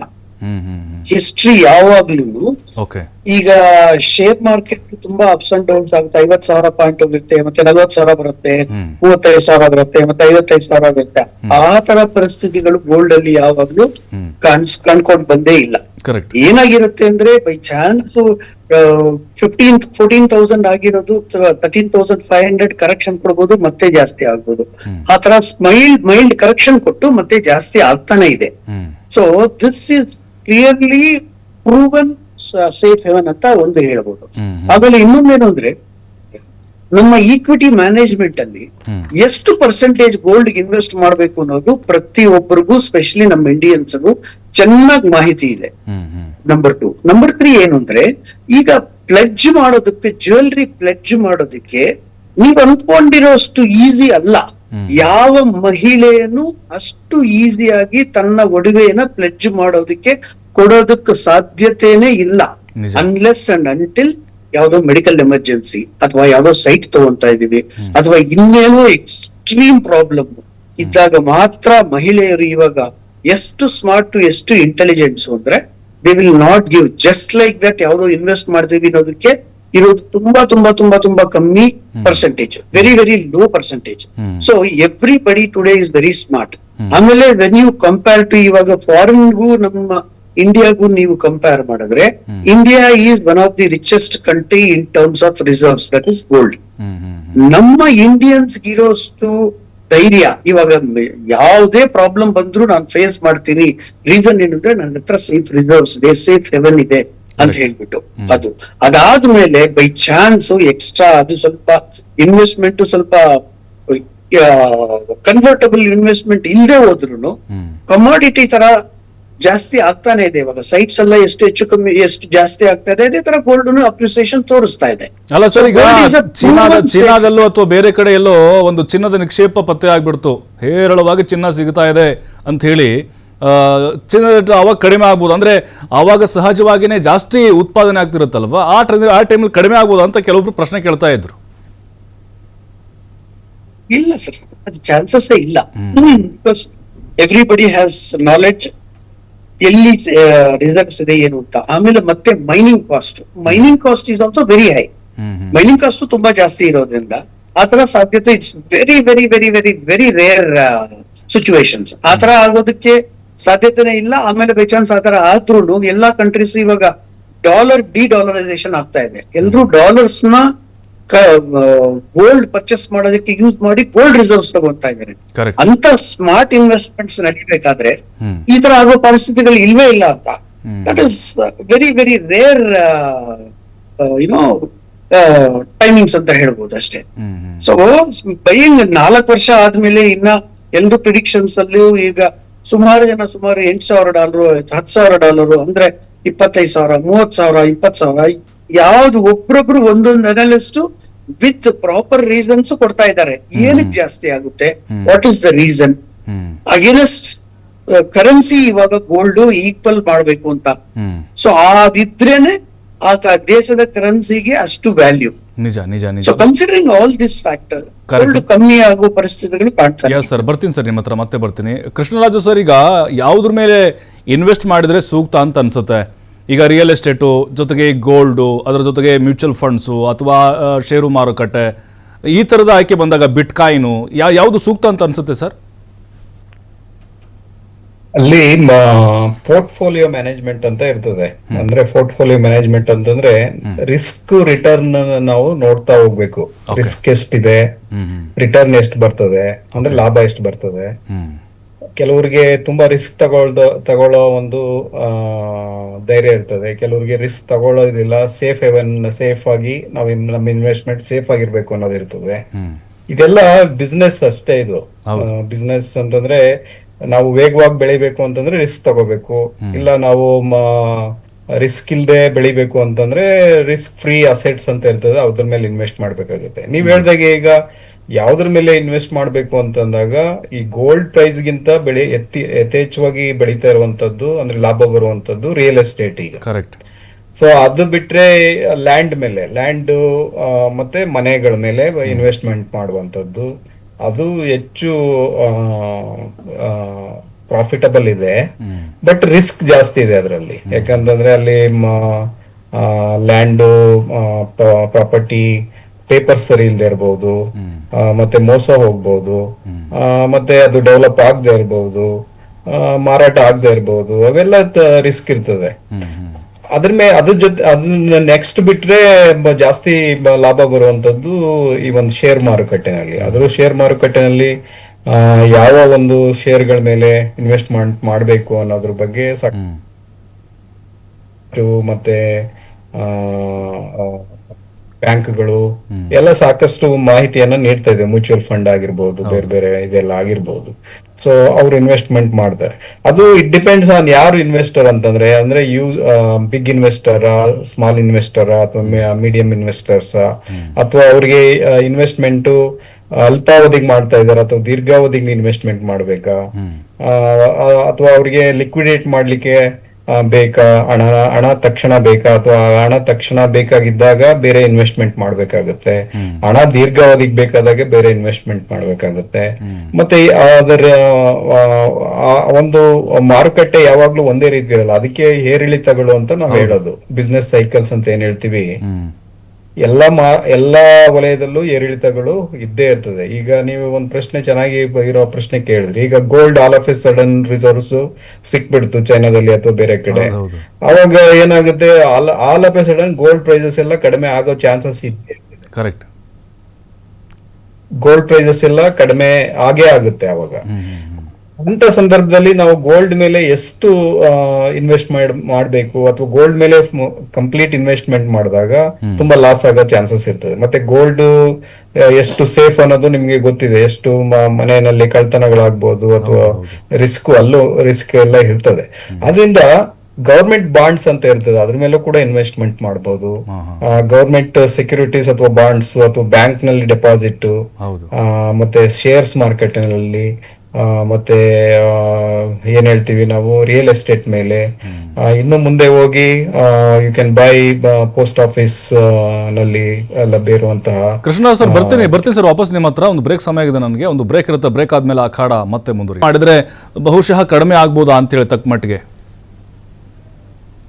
ಇದೇನಾಗಿದೆ, ಫೈನಾನ್ಷಿಯಲ್ ಮಾರ್ಕೆಟ್ಸ್ ಡೈವರ್ಸಿಫಿಕೇಶನ್ ಆದಂಗೆ ಇನ್ವೆಸ್ಟ್ಮೆಂಟ್ ಇದ್ರ ಮೇಲೆ ಕಡಿಮೆ ಆಗ್ತಾ ಹೋಗ್ತದೆ. ನಾವು ಏನ್ ಜನರಿಗೆ ಆಲ್ಟರ್ನೇಟಿವ್ ಪ್ರಾಡಕ್ಟ್ಸ್ ಅನ್ನ ಇಟ್ಟಿಲ್ಲ, ನೀವು ಇದ್ರ ಮೇಲೆ ಇನ್ವೆಸ್ಟ್ಮೆಂಟ್ ಮಾಡಿದ್ರೆ ನಿಮ್ಗೆ ಜಾಸ್ತಿ ಲಾಭ ಬರುತ್ತೆ ಅನ್ನೋದು. ಅದನ್ನ ಮಾರ್ಕೆಟ್ ಅಲ್ಲಿ ಈ ರೀತಿಯ ವೈವಿಧ್ಯತೆಯ ಅಸೆಟ್ಸ್ ಗಳನ್ನ ಕ್ರಿಯೇಟ್ ಮಾಡಿದಾಗ, ಫೈನಾನ್ಷಿಯಲ್ ಅಸೆಟ್ಸ್ ಇರಬಹುದು ಅಥವಾ ಬೇರೆ ಬೇರೆ ಅಸೆಟ್ಸ್ ನ ಕ್ರಿಯೇಟ್ ಮಾಡಿದಾಗ, ಲಾಭ ಇರುವಂತ ಅಸೆಟ್ಸ್ ನ ಕ್ರಿಯೇಟ್ ಮಾಡಿದಾಗ, ಅಥವಾ ಹೊಸ ಬಿಸ್ನೆಸ್ ಮಾಡೆಲ್ ನ ಕ್ರಿಯೇಟ್ ಮಾಡಿದಾಗ, ಫಾರ್ ಎಕ್ಸಾಂಪಲ್ ಈಗ ಗವರ್ಮೆಂಟ್ ಸಪೋರ್ಟ್ ಮಾಡ್ತಾ ಇದೆ ಯಾವುದು ಹೊಸದಾಗಿ ಎಂಟರ್ಪ್ರಿನ್ಯೂರ್ಸ್ ನ ಸ್ಥಾಪನೆ ಮಾಡ್ಲಿಕ್ಕೆ ಅವ್ರಿಗೆ ಸಪೋರ್ಟ್ ಮಾಡ್ತಾ ಇದೆ. ಸೊ ಈ ಹಣ ಆರ್ಥಿಕವಾಗಿ ಬಳಕೆ ಆಗ್ಬೇಕು ಅಂತಂದ್ರೆ ಗವರ್ಮೆಂಟ್ ಸಾಕಷ್ಟು ಈ ರೀತಿಯ ಡೈವರ್ಸಿಫಿಕೇಶನ್ ಇರುವಂತ ಕಾರ್ಯಕ್ರಮಗಳನ್ನ ತಂದು ಅವರ ಹಣ ಈ ರೀತಿಯ ಗ್ರೋತ್ ನಲ್ಲಿ ಗ್ರೋತ್ ಲಿಂಕ್ಡ್ ಡೆವಲಪ್ಮೆಂಟ್ ಲಿಂಕ್ ಮಾಡಿದಾಗ, ಈಗೆಲ್ಲ ಕೆಲವೊಂದು ಬಾಂಡ್ಸ್ ಶೇರ್ಸ್ ಎಲ್ಲ ಏನಾಗುತ್ತೆ, ಗ್ರೋತ್ ಲಿಂಕ್ಡ್, ಅವೆಲ್ಲ ಮಾರ್ಕೆಟ್ ಲಿಂಕ್, ಗ್ರೋತ್ ಲಿಂಕ್ಡ್ ಇವೆಲ್ಲ ಇರ್ತದೆ. ಇನ್ಫ್ರಾಸ್ಟ್ರಕ್ಚರ್ ಬಾಂಡ್ಸ್ ಇರ್ತದೆ, ಬೇರೆ ಬೇರೆ ರೀತಿಯ ಬಾಂಡ್ಸ್ ಗಳೆಲ್ಲ ಇರ್ತದೆ. ಸೊ ಆ ಒಂದು ಮನಸ್ಥಿತಿಯನ್ನ ಬದಲಾವಣೆ ಮಾಡಿದಾಗ ಜನರು ಇನ್ವೆಸ್ಟ್ಮೆಂಟ್ ಏನಾಗುತ್ತೆ, ಗೋಲ್ಡ್ ಮೇಲೆ ಎಷ್ಟು ನಾವು ಒಂದು ಕಂಪ್ಯಾರಿಟಿವ್ ಪಿಕ್ಚರ್ ಕೊಡ್ಬೇಕಾಗುತ್ತೆ. ಈ ಗೋಲ್ಡ್ ಮೇಲೆ ಇನ್ವೆಸ್ಟ್ ಮಾಡಿದಾಗ ಎಷ್ಟು ಲಾಭ ಬರ್ತದೆ, ಅದೇ ರೀತಿ ರಿಸ್ಕ್ ಫ್ರೀ ಬಾಂಡ್ಸ್ ಮೇಲೆ ಇನ್ವೆಸ್ಟ್ ಮಾಡಿದಾಗ, ಅಂದ್ರೆ at the end of the 5 years 10 years ಅಥವಾ 15 years ಎಷ್ಟು ಲಾಭ ಬರ್ತದೆ ಅಂತ ಮೊದಲೇ ಫಿಕ್ಸ್ ಮಾಡಿದಾಗ, ಇಷ್ಟು ಗ್ಯಾರಂಟಿಡ್ ಅಮೌಂಟ್ ನಿಮ್ಗೆ ಸಿಗುತ್ತೆ ಅಂತ ಹೇಳಿದಾಗ ಜನರು ಇನ್ವೆಸ್ಟ್ಮೆಂಟ್ ಮಾಡ್ಲಿಕ್ಕೆ ಹೋಗ್ತಾರೆ. ಸೊ ಈ ರೀತಿಯ ಒಂದು ಫೈನಾನ್ಸಿಯಲ್ ಪ್ರಾಡಕ್ಟ್ಸ್ ಏನಿದೆ, ಆ ಪ್ರಾಡಕ್ಟ್ಸ್ ಅನ್ನ ಗವರ್ಮೆಂಟ್ ಥಿಂಕ್ ಮಾಡಿ ಬಿಡುಗಡೆ ಮಾಡಿದಾಗ ಈ ಹಣ ಏನಿದೆ ಜನರಲ್ಲಿ ಇದೆ ಅದನ್ನೆಲ್ಲ ಟ್ಯಾಪ್ ಮಾಡಬಹುದು. ಅದು ಇನ್ವೆಸ್ಟ್ಮೆಂಟ್ ಆಗುತ್ತೆ, ಅದು ದೇಶದ ಪ್ರಗತಿಗೆ ಕಾರಣ ಆಗುತ್ತೆ. ಇದನ್ನೆಲ್ಲ ಮಾಡ್ಲಿಕ್ಕೆ ಸರ್ಕಾರಗಳು, ಇದು ಫೈನಾನ್ಷಿಯಲ್ ಇನ್ಸ್ಟಿಟ್ಯೂಷನ್ಸ್, ಈಗ ಬ್ಯಾಂಕ್ಗಳು ಏನಾಗ್ಬಿಟ್ಟಿದೆ, ಅವು ಬರೇ ಕಸ್ಟಮ್ ಟ್ರೆಡಿಷನಲ್ ಆಕ್ಟಿವಿಟೀಸ್ ಮಾತ್ರ ಮಾಡ್ತಾ ಇದಾವೆ. ಅವರು ಹೊರಗಡೆ ಬರೋದೇ ಇಲ್ಲ. ಬ್ಯಾಂಕ್ಗಳಿಗೆ ಯಾರು ಬರ್ತಾರೆ ಆ ಕಸ್ಟಮರ್ಸ್ ಜೊತೆ ಅವರು ಮಾತಾಡೋದ್ ಬಿಟ್ರೆ, ವ್ಯವಹರಿಸೋದು ಬಿಟ್ರೆ, ಅವರೆಲ್ಲ ಹೇಗೆ ಒಂದು ಆರ್ಥಿಕ ಬೆಳವಣಿಗೆಗೆ ಜನರ ಪಾರ್ಟಿಸಿಪೇಷನ್ ಹೇಗೆ ಮಾಡುವಂತದ್ದು, ಇವಾಗ ಸಣ್ಣ ಸಣ್ಣ ಉಳಿತಾಯದಾರರು ಕೂಡ ಬಂದು ಪಾರ್ಟಿಸಿಪೇಟ್ ಮಾಡುವಂಗೆ ಮಾಡ್ಬೇಕು. ಆ ಒಂದು ಅದಕ್ಕೆ ಇತ್ತೀಚಿನ ಸಮಯದಲ್ಲಿ ಬ್ಯಾಂಕ್ ಅಕೌಂಟ್ಸ್ ಗಳೆಲ್ಲ ಓಪನ್ ಮಾಡಿದ್ರು, ಬಟ್ ಎಷ್ಟು ಟ್ರಾನ್ಸಾಕ್ಷನ್ಸ್ ಆಗ್ತಾ ಇದೆ, ಜನ್ಧನ್ ಯೋಜನೆ ಅವೆಲ್ಲ ಬಂತು. ಜೊತೆಗೆ ನಮ್ಮಲ್ಲಿ ಬ್ಯಾಂಕ್ ರಿಲೇಟೆಡ್ ಲಿಟ್ರಸಿ ಅಥವಾ ಈ ಒಂದು ಫೈನಾನ್ಷಿಯಲ್ ರಿಲೇಟೆಡ್ ಲಿಟ್ರಸಿ ಏನಾಗಿದೆ, ತುಂಬಾ ಕಡಿಮೆ ಇದೆ. ಈಗ ಇದು ಶೇರ್ ಮಾರ್ಕೆಟ್ ಅಲ್ಲಿ ಇನ್ವೆಸ್ಟ್ಮೆಂಟ್ ಮಾಡಿರೋರ ಸಂಖ್ಯೆ ತೆಗೆದುಕೊಳ್ಳಿ. ಈಗ ಕರ್ನಾಟಕ ಮತ್ತೆ ಬಾಂಬೆ ಅಥವಾ ಮಹಾರಾಷ್ಟ್ರ, ಬೇರೆ ಬೇರೆ ಸ್ಟೇಟ್ಸ್ ಗಳನ್ನ ತೆಗೆದುಕೊಂಡಾಗ ಹೈಯೆಸ್ಟ್ ಇನ್ವೆಸ್ಟ್ ಮಾಡ್ತಾ ಇರೋರು ಇದರಲ್ಲಿ ಯಾವುದು ಶೇರ್ ಮಾರ್ಕೆಟ್ ನಲ್ಲಿ first Gujarat state, followed by Maharashtra, ಆಮೇಲೆ ಬೇರೆ ಬೇರೆ ಇದು ಅದರಲ್ಲೂ 10 to 15% ಅಥವಾ ಈವನ್ ಲೆಸ್ ದನ್ 10% ಜನ ಏನ್ ಮಾಡ್ತಾ ಇದಾರೆ, ಈ ಒಂದು ಶೇರ್ ಮಾರ್ಕೆಟ್ ಬಗ್ಗೆ ನಾಲೆಡ್ಜ್ ಇರುವಂತದ್ದು. ಈಗ ಇಲ್ಲದೆ ಇರೋದ್ರಿಂದ ಅವ್ರೇನ್ ಮಾಡ್ತಾ ಇದಾರೆ, ಒಂದೇ ಕಡೆ ಇನ್ವೆಸ್ಟ್ಮೆಂಟ್ ಹೋಗ್ತಾ ಇದೆ. ಎಲ್ಲಿ ಅಂತಂದ್ರೆ ಗೋಲ್ಡ್ ಮೇಲೆ ಹೋಗ್ತಾ ಇರುವಂತದ್ದು. ಬರ್ತೀನಿ ಕೃಷ್ಣ ಹತ್ರ ಮತ್ತೆ ಬರ್ತೀನಿ ಸರ್. ಶ್ರೀಧರ್ ಸರ್, ಈಗ ಗೋಲ್ಡ್ಗೆ ಸಂಬಂಧಪಟ್ಟಂತೆ ಗೋಲ್ಡ್ ಮೇಲೆ ಇನ್ವೆಸ್ಟ್ ಮಾಡುವಂಥದ್ದು ಈಸಿ ಆದಂಥ ಮಾರ್ಗನ, ಅಥವಾ ಇಲ್ಲಪ್ಪ ನಮಗೆ ಗೋಲ್ಡ್ ಸೇಲೆ ಮಾಡಿಬಿಡೋದು, ಅಂದ್ರೆ ಈ ತರದ ನಾವು ಗೊಂದಲ ಅಂತ ಬಂದಾಗ ಯಾವ್ದು ಸೂಕ್ತ ಅಂತ ಅನ್ಸುತ್ತೆ?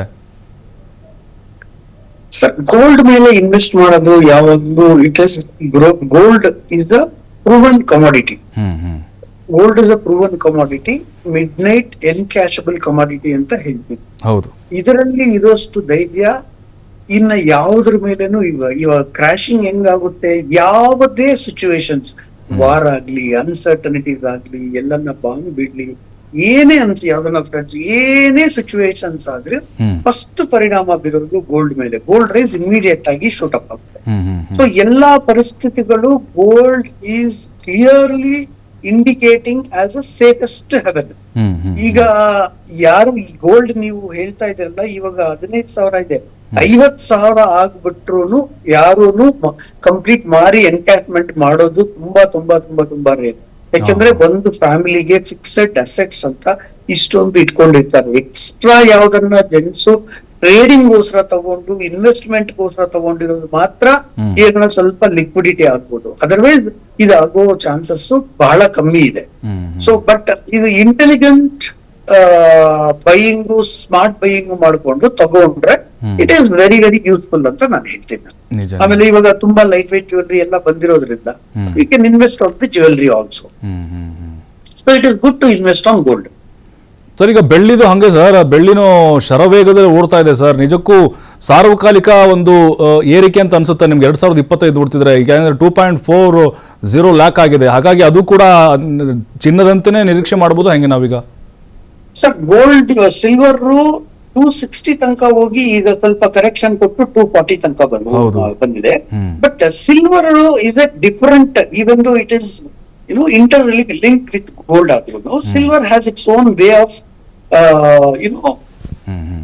ಡಿಪೆಂಡಿಂಗ್ ಆನ್ ದ ಏನಕ್ಕೆ ಸಿಲ್ವರ್ ಜಾಸ್ತಿ ಆಗ್ತಾ ಇದೆ ಅದು ನಾವು ಅರ್ಥ ಮಾಡ್ಕೋಬೇಕು. 75% of silver consumption today is for industrial purpose.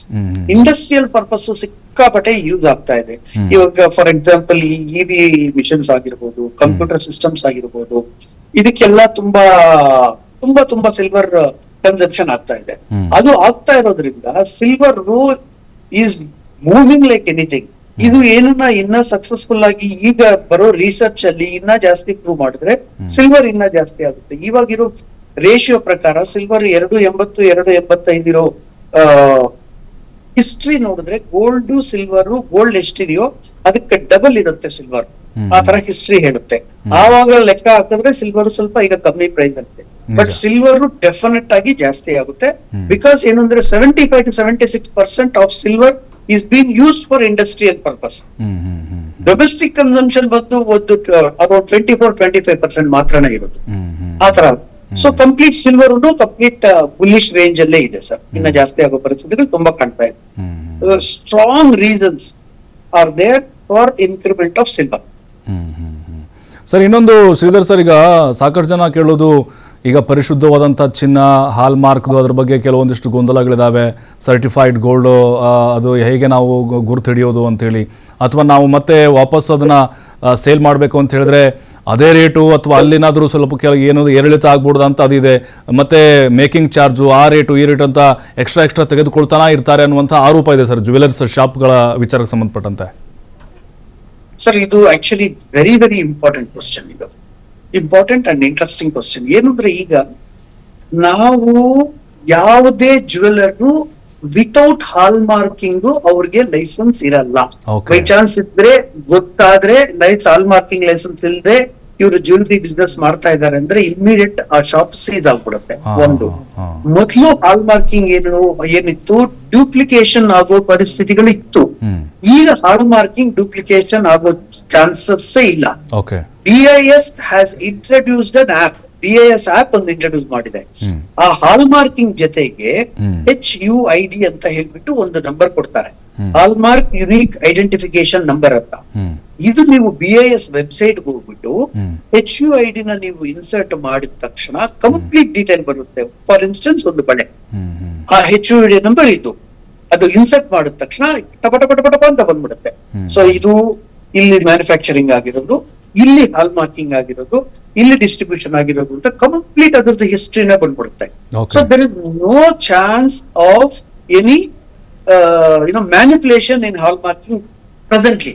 BIS is very strict on this. ಆಮೇಲೆ ಜನಸಾಮಾನ್ಯರಿಗೆ ಪ್ಲಸ್ ಪಬ್ಲಿಕ್ಗೆ ನಾವು ಮಾಹಿತಿ ಕೊಡಬೇಕಾಗಿರೋದು ಏನು ಅಂದ್ರೆ HUID ಅನ್ನೋದು ಒಂದಿದೆ ಅಂತ ತುಂಬಾ ಜನರಿಗೆ ಗೊತ್ತಿಲ್ಲ.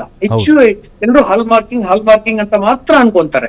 ಈ HUID ತುಂಬಾನೇ ಇಂಪಾರ್ಟೆಂಟ್, ತುಂಬಾ ಇಂಪಾರ್ಟೆಂಟ್ HUID. ಆ HUID ನೋಡ್ಬೇಕು, ಪ್ರತಿಯೊಬ್ರು ಕ್ರಾಸ್ ಚೆಕ್ ಮಾಡಿ ಪರ್ಚೇಸ್ ಮಾಡಿ ಸ್ಮಾರ್ಟ್ ಬೈಯಿಂಗ್ ಮಾಡಬಹುದು. ಒಂದು ಹಂತಕ್ಕೆ ಇವಾಗ ಪರ್ಚೇಸಿಂಗ್ ಇದು ಕಂಪ್ಲೀಟ್ ಆಯ್ತು. ಸೆಲ್ಲಿಂಗ್ ಬರ್ಬೇಕಾದ್ರೆ ಯಾವಾಗ ಟ್ರಾನ್ಸ್ಪರೆನ್ಸಿ ಇರುತ್ತೋ ಈ ಬಳೆ gross weight 12 gram, net weight 11.800 clean ಆಗಿ ಬಿಲ್ ನಲ್ಲಿ ಬಂದ್ಬಿಡುತ್ತೆ ವಿತ್ HUID ನಂಬರ್ ಬಳೆ ಮೇಲೆನೆ ಇರುತ್ತೆ. ಅವಾಗ ಇಲ್ಲಿ ಏನು ಡಿಫರೆನ್ಸ್ ಆಗೋ ಚಾನ್ಸಸ್ ಇಲ್ಲ. ನಾರ್ಮಲಿ ಏನ್ ಮಾಡ್ತಾರಂದ್ರೆ when you go to sell between 2 to 3% ಅವ್ರ ವಾಲಟೈಲ್ ಇದ್ರೆ 3% ತನಕ ಹೋಗಿ ಪರ್ಚೇಸ್ ಮಾಡ್ತಾರೆ ಜ್ಯುವೆಲರ್ಸ್. ಅದು ಎಕ್ಸ್ಚೇಂಜ್ ಮಾಡಿದ್ರೆ ಸೇಮ್ ಪ್ರೈಸ್ ಬರುತ್ತೆ. So I don't think there is ಯಾವ್ದಾದ್ರು ಗೊಂದಲ ಪರ್ಚೇಸ್ ಸೇಲ್ ಅಲ್ಲಿ ಈಗ ಮಾಡ್ಲಿಕ್ಕೆ ಏನು ಸಾಧ್ಯತೆಗಳೇ ಇಲ್ಲ. ಅನ್ಲೆಸ್ ಅಂಡ್ ಅಂಟಿಲ್ ತುಂಬಾ ಇನ್ನೋಸೆಂಟ್ ಆಗಿ ತುಂಬಾ ಬ್ಲೈಂಡ್ ಆಗಿ ಮಾಡಿದ್ರೆ ಮಾತ್ರ ಈ ಪರಿಸ್ಥಿತಿಯಲ್ಲಿ ಸಿಕ್ಕಾಕೊಳ್ಳೋ ಚಾನ್ಸಸ್ ಇರುತ್ತೆ. Otherwise everybody is very smart, very intelligent. Sir, ತಾವು ಈ ತರ ಅವೇರ್ನೆಸ್ ಪ್ರೋಗ್ರಾಮ್ಸ್ ನೀವು ತುಂಬಾ ಚೆನ್ನಾಗಿರೋ ಕ್ವಶನ್ ಕೇಳಿದ್ರಿ. This is very very important. Rates ಎಲ್ಲ ಎಷ್ಟೋ ಅದಕ್ಕೂ ಡಬಲ್ ಇಂಪಾರ್ಟೆಂಟ್ ಕ್ವಶನ್ ಇದು. ಈ ಕ್ವಶನ್ ಎಲ್ರಿಗೂ HUID ಅನ್ನೋದು ಬಳಕೆಯಲ್ಲಿದೆ. ಅದು ಕ್ರಾಸ್ ಚೆಕ್ ಮಾಡಬೇಕು. BAS ಆಪ್ ಡೌನ್ಲೋಡ್ ಮಾಡ್ಕೋಬೇಕು. ನಿಮ್ ಫೋನ್ ಅಲ್ಲೇ 1 ಸೆಕೆಂಡ್ ಜ್ಯುವೆಲರಿ ಶಾಪ್ ಅಲ್ಲಿ ನೀವು ಓಪನ್ ಮಾಡಬಹುದು. ನೀವು ಜ್ಯುವೆಲರ್ ಮಾಡ್ತಾ ಇರೋದು ಕರೆಕ್ಟ್ ತಪ್ಪ ಅಂತ 1 ಸೆಕೆಂಡ್ ಅಲ್ಲಿ ಕಂಡುಹಿಡಿಬಹುದು. ಸೊ ಈ ತರ ಟ್ರಾನ್ಸ್ಪರೆನ್ಸಿ ಪ್ರೋಗ್ರಾಮ್ಸ್ ಇರಬೇಕಾದ್ರೆ ಯಾರು ಏನು ಮೋಸ ಹೋಗೋದಕ್ಕೆ ಸಾಧ್ಯತೆನೇ ಇಲ್ಲ. Definitely sir. ಕೃಷ್ಣರಾಜು ಸರ್, ಈಗ ಡಿಜಿಟಲ್ ಗೋಲ್ಡ್ ಲೋನ್ ಅಂತ ಬಂದಿದೆ ಸರ್, ಅದ್ರ ಬಗ್ಗೆ ಕೆಲವೊಂದಿಷ್ಟು ಕನ್ಫ್ಯೂಷನ್ ಇದೆ ಜನರಿಗೆ. ಗೋಲ್ಡ್ ಅಂದ್ರೆ ಡಿಜಿಟಲ್ ಮೂಲಕ ತೆಗೆದುಕೊಳ್ಬಹುದಾ, ಅಲ್ಲಿ ಯಾವ ರೀತಿ ಇರುತ್ತೆ, ಹೇಗೆ ಬಳಕೆ ಮಾಡ್ಕೊಳ್ಬೇಕು, ಸೇಫಾ ಅನ್ನೋದು ಪ್ರಶ್ನೆ ಇದೆ ಸರ್. ಈಗ ಡಿಜಿಟಲ್ ಲೋನ್, ಗೋಲ್ಡ್ ಲೋನ್ ಅಂತ ಈಗ ಅವರು ಹೇಳ್ತಾ ಇದ್ರು, ಸಾಕಷ್ಟು ಇಂಟೆಲಿಜೆಂಟ್ ಪೀಪಲ್ ಆರ್ ಇಂಟೆಲಿಜೆಂಟ್ ಅಂತ. ಇಲ್ಲಿ ಇಂಟೆಲಿಜೆನ್ಸ್ ಅನ್ನೋದು ಯಾವ್ದ್ರ ಮೇಲೆ ಡಿಪೆಂಡ್ ಆಗುತ್ತೆ ಅಂದ್ರೆ ಲಿಟ್ರಸಿ ಮೇಲೆ. ಅಂದ್ರೆ ಕಂಪ್ಯೂಟರ್ ಲಿಟ್ರಸಿ ಇರ್ಬೋದು ಅಥವಾ ರಿಲೇಟೆಡ್ ಲಿಟ್ರಸಿ ಇರ್ಬೋದು. ಇದೆಲ್ಲ ಎಷ್ಟು ಜನಕ್ಕೆ ಗೊತ್ತಿದೆ ಲಿಟ್ರಸಿ. ಹಾಗಾಗಿ only limited people can avail this type of online gold ಲೋನ್ಗಳನ್ನ. ಕರೆಕ್ಟ್. ಸೊ ಹೀಗಾಗಿ ಅಲ್ಲಿ ಸಾಕಷ್ಟು ರೇಟ್ಸ್ ಬಗ್ಗೆ ಮಾಹಿತಿ ಇರೋದಿಲ್ಲ, ಮತ್ತೆ ಹಿಡನ್ ಕಾಸ್ಟ್ ಎಲ್ಲ ಇರ್ತದೆ, ಮತ್ತೆ ಎಷ್ಟೋ ಫ್ರಾಡ್ ಕಂಪನಿಗಳು ಇರಬಹುದು, ರಿಜಿಸ್ಟರ್ಡ್ ಇರಬಹುದು. ಜನರು ಸಾಕಷ್ಟು ಮೋಸ ಹೋಗ್ತಾ ಇದಾರೆ. ಈಗ ಗೋಲ್ಡ್ ಪರ್ಚೇಸ್ ಮಾಡುವಾಗ್ಲೂ ಸಾಕಷ್ಟು ಮೋಸ ಹೋಗಿರೋರು ಎಜುಕೇಟೆಡ್ ಪೀಪಲ್ ಜಾಸ್ತಿ ಇದಾರೆ, ಅದ್ರಲ್ಲಿ ಏನ್ ಡೌಟೇ ಬೇಡ. ಸೊ ಅದ್ರಲ್ಲಿ ಮೇಕಿಂಗ್ ಚಾರ್ಜಸ್ ಅಂತ ಇರ್ತದೆ, ಜೊತೆಗೆ ಇನ್ ಬೇರೆ ಚಾರ್ಜಸ್ ಎಲ್ಲ ಇರ್ತದೆ. ಮತ್ತೆ ಅದು ಪ್ಯೂರಿಟಿ ಇತ್ತೀಚೆಗೆ ಬಂದಿರುವಂತದ್ದು. ಮೊದ್ಲೆಲ್ಲ ಪ್ಯೂರಿಟಿನೂ ಇಲ್ಲ. ಎಷ್ಟೋ ಜನ ಗೋಲ್ಡ್ ಅಂತ ನಾನ್ ಪ್ಯೂರ್ ಗೋಲ್ಡ್ ಅನ್ನು ಪರ್ಚೇಸ್ ಮಾಡಿರೋದು ಇದೆ. ಇವೆಲ್ಲ ಸಾಕಷ್ಟು ಸೊಸೈಟಿನಲ್ಲಿ ಮೋಸ ಹೋಗಿರುವಂತದ್ದು ಇದೆ. ಅದರಿಂದ ಗೋಲ್ಡ್ ಪರ್ಚೇಸ್ ಮಾಡ್ಬೇಕಾದಾಗ ಸಾಕಷ್ಟು ಒಂದು ಕಾಮನ್ ಸೆನ್ಸ್ ಅಥವಾ ಇಂಟೆಲಿಜೆನ್ಸ್ ಬೇಕಾಗುತ್ತೆ. ಎಲ್ಲಿ ತನಕ ಜನ ಇಂಟೆಲಿಜೆಂಟ್ ಇರಲ್ವೋ ಅಲ್ಲಿ ತನಕ ಜನರಿಗೆ ಮೋಸ ಮಾಡೋರು ಇರ್ತಾರೆ ಈಗ ಸೊಸೈಟಿನಲ್ಲಿ. ಅದ್ರ ಬಗ್ಗೆ ಕೇರ್ಫುಲ್ ಆಗಿರ್ಬೇಕು. ಹಾಗಾಗಿ ಈ ಯಾವುದೇ ಒಂದು ಹೊಸ ಗೋಲ್ಡ್ ಲೋನ್ಗಳು ಅಥವಾ ಒಂದು ಅಡ್ವರ್ಟೈಸ್ಮೆಂಟ್ ಗಳು ಏನ್ ಬರ್ತಾ ಇದೆ ಅದರ ಮೇಲೆ ಗವರ್ಮೆಂಟ್ ಸಾಕಷ್ಟು ಪರಿಶೀಲನೆಯನ್ನ ಮಾಡಬೇಕು. ಈವನ್ ಇಬ್ಬರಿಗೂ ಕೂಡ ತೊಂದರೆ ಆಗ್ಬಾರ್ದು. ಆ ರೀತಿಯ ಒಂದು ಸರ್ಕಾರಗಳು ರೂಲ್ಸ್ ಅನ್ನ ತಂದು ಅವ್ರಿಗೆ ಸಾಕಷ್ಟು ಪನಿಷ್ಮೆಂಟ್ ಅನ್ನ ಅಥವಾ ಅವ್ರಿಗೆ ರೆಗ್ಯುಲೇಟ್ ಮಾಡೋಂತದನ್ನ ಮಾಡ್ಬೇಕು. ಇಲ್ಲ ಅಂತಂದ್ರೆ ಏನಾಗ್ತದೆ, ಇದನ್ನ ಮಿಸ್ಯೂಸ್ ಮಾಡ್ಕೊಳ್ಳೋದು ಜಾಸ್ತಿ ಆಗುತ್ತೆ. ಎಲ್ಲಿ ಈ ಒಂದು ಜನರ ಒಂದು ಬೇಡಿಕೆ ಹೆಚ್ಚಾಗ್ತದೋ ಅದರಲ್ಲಿ ಸಾಕಷ್ಟು ಕೆಲವರು ಒಳ್ಳೆಯವರು ಇರ್ಬೋದು, ಜ್ಯುವೆಲರಿ ಕಂಪನಿಗಳು ಇಲ್ಲ ಅಂತ ಹೇಳ್ತಾ ಇಲ್ಲ, ಪ್ರೊಫೆಷನಲ್ ಆಗಿ ಮಾಡ್ತಾರೆ. ಆದ್ರೆ ಅವ್ರಿಗೆ ತದ್ವಿರುದ್ಧವಾಗಿ ಒಂದು ಇನ್ನೊಂದು ಮಾರುಕಟ್ಟೆ ಉಟ್ಕೊಳ್ಳುತ್ತೆ. ಆ ಮಾರುಕಟ್ಟೆನಲ್ಲಿ ಸಾಕಷ್ಟು ಜನರಿಗೆ ತೊಂದರೆ ಆಗುವಂತ ಸಾಧ್ಯತೆಗಳು ಇರ್ತದೆ. ಅದರಿಂದ ಸಾಕಷ್ಟು ಜನರು ಗೋಲ್ಡ್ ಲೋನ್ ತಗೋಬೇಕಾದಾಗ ಈ ಪಬ್ಲಿಕ್ ಸೆಕ್ಟರ್ ಬ್ಯಾಂಕ್ಗಳಲ್ಲಿ ಲೋನ್ ತಗೊಳ್ಳೋದು ಬಹಳ ಉತ್ತಮ ಅಂತ ಅನ್ಸುತ್ತೆ ನನಗೆ. Yes, definitely sir. Krishnaraj sir, ಸಾಕಷ್ಟು ಉಪಯುಕ್ತವಾದಂತಹ ಮಾಹಿತಿನ ನಮ್ಮ ಜೊತೆ ಹಂಚಿಕೊಂಡ್ರಿ. ಧನ್ಯವಾದ ಸರ್ ನಿಮಗೆ. ಶ್ರೀಧರ್ ಸರ್, ತಮಗೂ ಕೂಡ ಧನ್ಯವಾದ. ಬಹಳಷ್ಟು ವಿಚಾರಗಳನ್ನ ನಮ್ಮ ವೀಕ್ಷಕರಿಗೆ ತಿಳಿಸ್ಕೊಟ್ರಿ. Thank you. ಎಸ್, ನಾವು ನೋಡ್ತಾ ಇದ್ದೀವಿ ಈಗ ಗೋಲ್ಡ್ ಲೋನ್ ಪರ್ಸೆಂಟೇಜ್ ಜಾಸ್ತಿ ಆಗಿದೆ. ಗೋಲ್ಡ್ ಯಾಕಂದರೆ ರೇಟ್ ಕೂಡ ಜಾಸ್ತಿ ಆಗಿದೆ ಅಲ್ವಾ, ಹಾಗಾಗಿ ಒಂದು ಸೇಫ್ ಝೋನು, ಯಾವಾಗ ಬೇಕಾದರೂ ಕೂಡ ನಾವು ಬಿಡಿಸ್ಕೊಳ್ಬೋದು, ಜೊತೆಗೆ ಎಮರ್ಜೆನ್ಸಿ ಇದ್ದಾಗ ನಾವು ತೆಗೆಸ್ಕೊಳ್ಬೋದು ಅಂತೇಳಿ. ಬಟ್ ಇದು ಆರ್ಥಿಕತೆ ಮೇಲೆ ಪರಿಣಾಮ ಬೀರುವಂಥ ಸಾಧ್ಯತೆಗಳು ಮುಂದಿನ ದಿನಗಳಲ್ಲಿ ಇದೆಯಂತೆ. ಬಟ್ ನಮ್ಮ ಜನ ಅಂದ್ಕೊಂಡಿದ್ದಾರೆ ಮುಂದಿನ ದಿನಗಳಲ್ಲಿ ಏನಾದರೂ ಗೋಲ್ಡ್ ರೇಟ್ ಕಡಿಮೆ ಆಗುತ್ತಾ ಆವಾಗ ತೆಗೆದುಕೊಂಡ್ರಾಯ್ತು ಅಂತ. ಖಂಡಿತವಾಗ್ಲೂ ಬಂಗಾರದ ಬೆಲೆಯಲ್ಲಿ ಇಳಿಕೆಯಾಗುವಂಥ ಸಾಧ್ಯತೆಗಳು ಕಡಿಮೆ ಇದಾವಂತೆ. ಇನ್ನೂ 2 ಲಕ್ಷದ ಮೇಲೆ ಹೋಗ್ಬೋದು ಅಂತ ಕೆಲವೊಂದಿಷ್ಟು ಆರ್ಥಿಕ ತಜ್ಞರು ಹೇಳ್ತಾ ಇದ್ದಾರೆ. ಅದಕ್ಕೆ ಜಾಗತಿಕವಾದಂಥ ಕೆಲವೊಂದಿಷ್ಟು ಬದಲಾವಣೆಗಳು, ಆರ್ಥಿಕವಾದಂಥ ಸ್ಥಿತ್ಯಂತರಗಳು ಕೂಡ ಕಾರಣ. ನೋಡೋಣ, ಎಲ್ಲಾದರೂ ಬೇರೆ ದೇಶದಲ್ಲಿ ಅಥವಾ ನಮ್ಮ ದೇಶದಲ್ಲಿ ಒಂದು ದೊಡ್ಡ ನಿಕ್ಷೇಪ ಏನಾದರೂ ಪತ್ತೆಯಾಗಿ ಅಲ್ಲಿಂದ ಏನಾದರೂ ಗೋಲ್ಡ್ ಉತ್ಪಾದನೆ ಆಗುವ ಪ್ರಮಾಣ ಜಾಸ್ತಿ ಆಯಿತು ಅಂತ ಹೇಳಿದ್ರೆ ಅವಾಗೇನೋ ಕಡಿಮೆ ಆದರೂ ಆಗ್ಬೋದು. ಬಟ್ ಆ ಸಾಧ್ಯತೆಗಳು ಸದ್ಯಕ್ಕೆ ಕಡಿಮೆ ಇದೆ. ಬಟ್ ಮಧ್ಯಮ ವರ್ಗದವರು, ಬಡ ವರ್ಗದವ್ರಿಗೆ ಖಂಡಿತವಾಗ್ಲೂ ಈ ಬಂಗಾರ ಅನ್ನೋದು ಗಗನ ಕುಸುಮ ಆಗಿದೆ. ಯಾಕಂತ ಹೇಳಿದ್ರೆ ಈ ದೊಡ್ಡ ದೊಡ್ಡ ಇನ್ವೆಸ್ಟರ್ಸ್ ಏನಿದಾರಲ್ವ ಅವರೇ ದೊಡ್ಡ ಮೊತ್ತದ ಅಥವಾ ದೊಡ್ಡ ಪ್ರಮಾಣದ ಗೋಲ್ಡನ್ನು ಖರೀದಿ ಮಾಡಿಕೊಂಡು ಹಾಗೆ ಇಟ್ಕೊಳ್ತಾ ಇದ್ದಾರೆ. ಯಾಕಂದರೆ ಶೇರ್ ಮಾರ್ಕೆಟು, ಮ್ಯೂಚುವಲ್ ಫಂಡು ಇದೆಲ್ಲವೂ ಕೂಡ ಕಡಿಮೆ ಮಾಡ್ತಾ ಇದ್ದಾರೆ ಜನ, ಮತ್ತು ರಿಯಲ್ ಎಸ್ಟೇಟ್ ಆ ಕಡೆನೂ ಕೂಡ ಗಮನವನ್ನು ಕೊಡ್ತಾ ಇಲ್ಲ.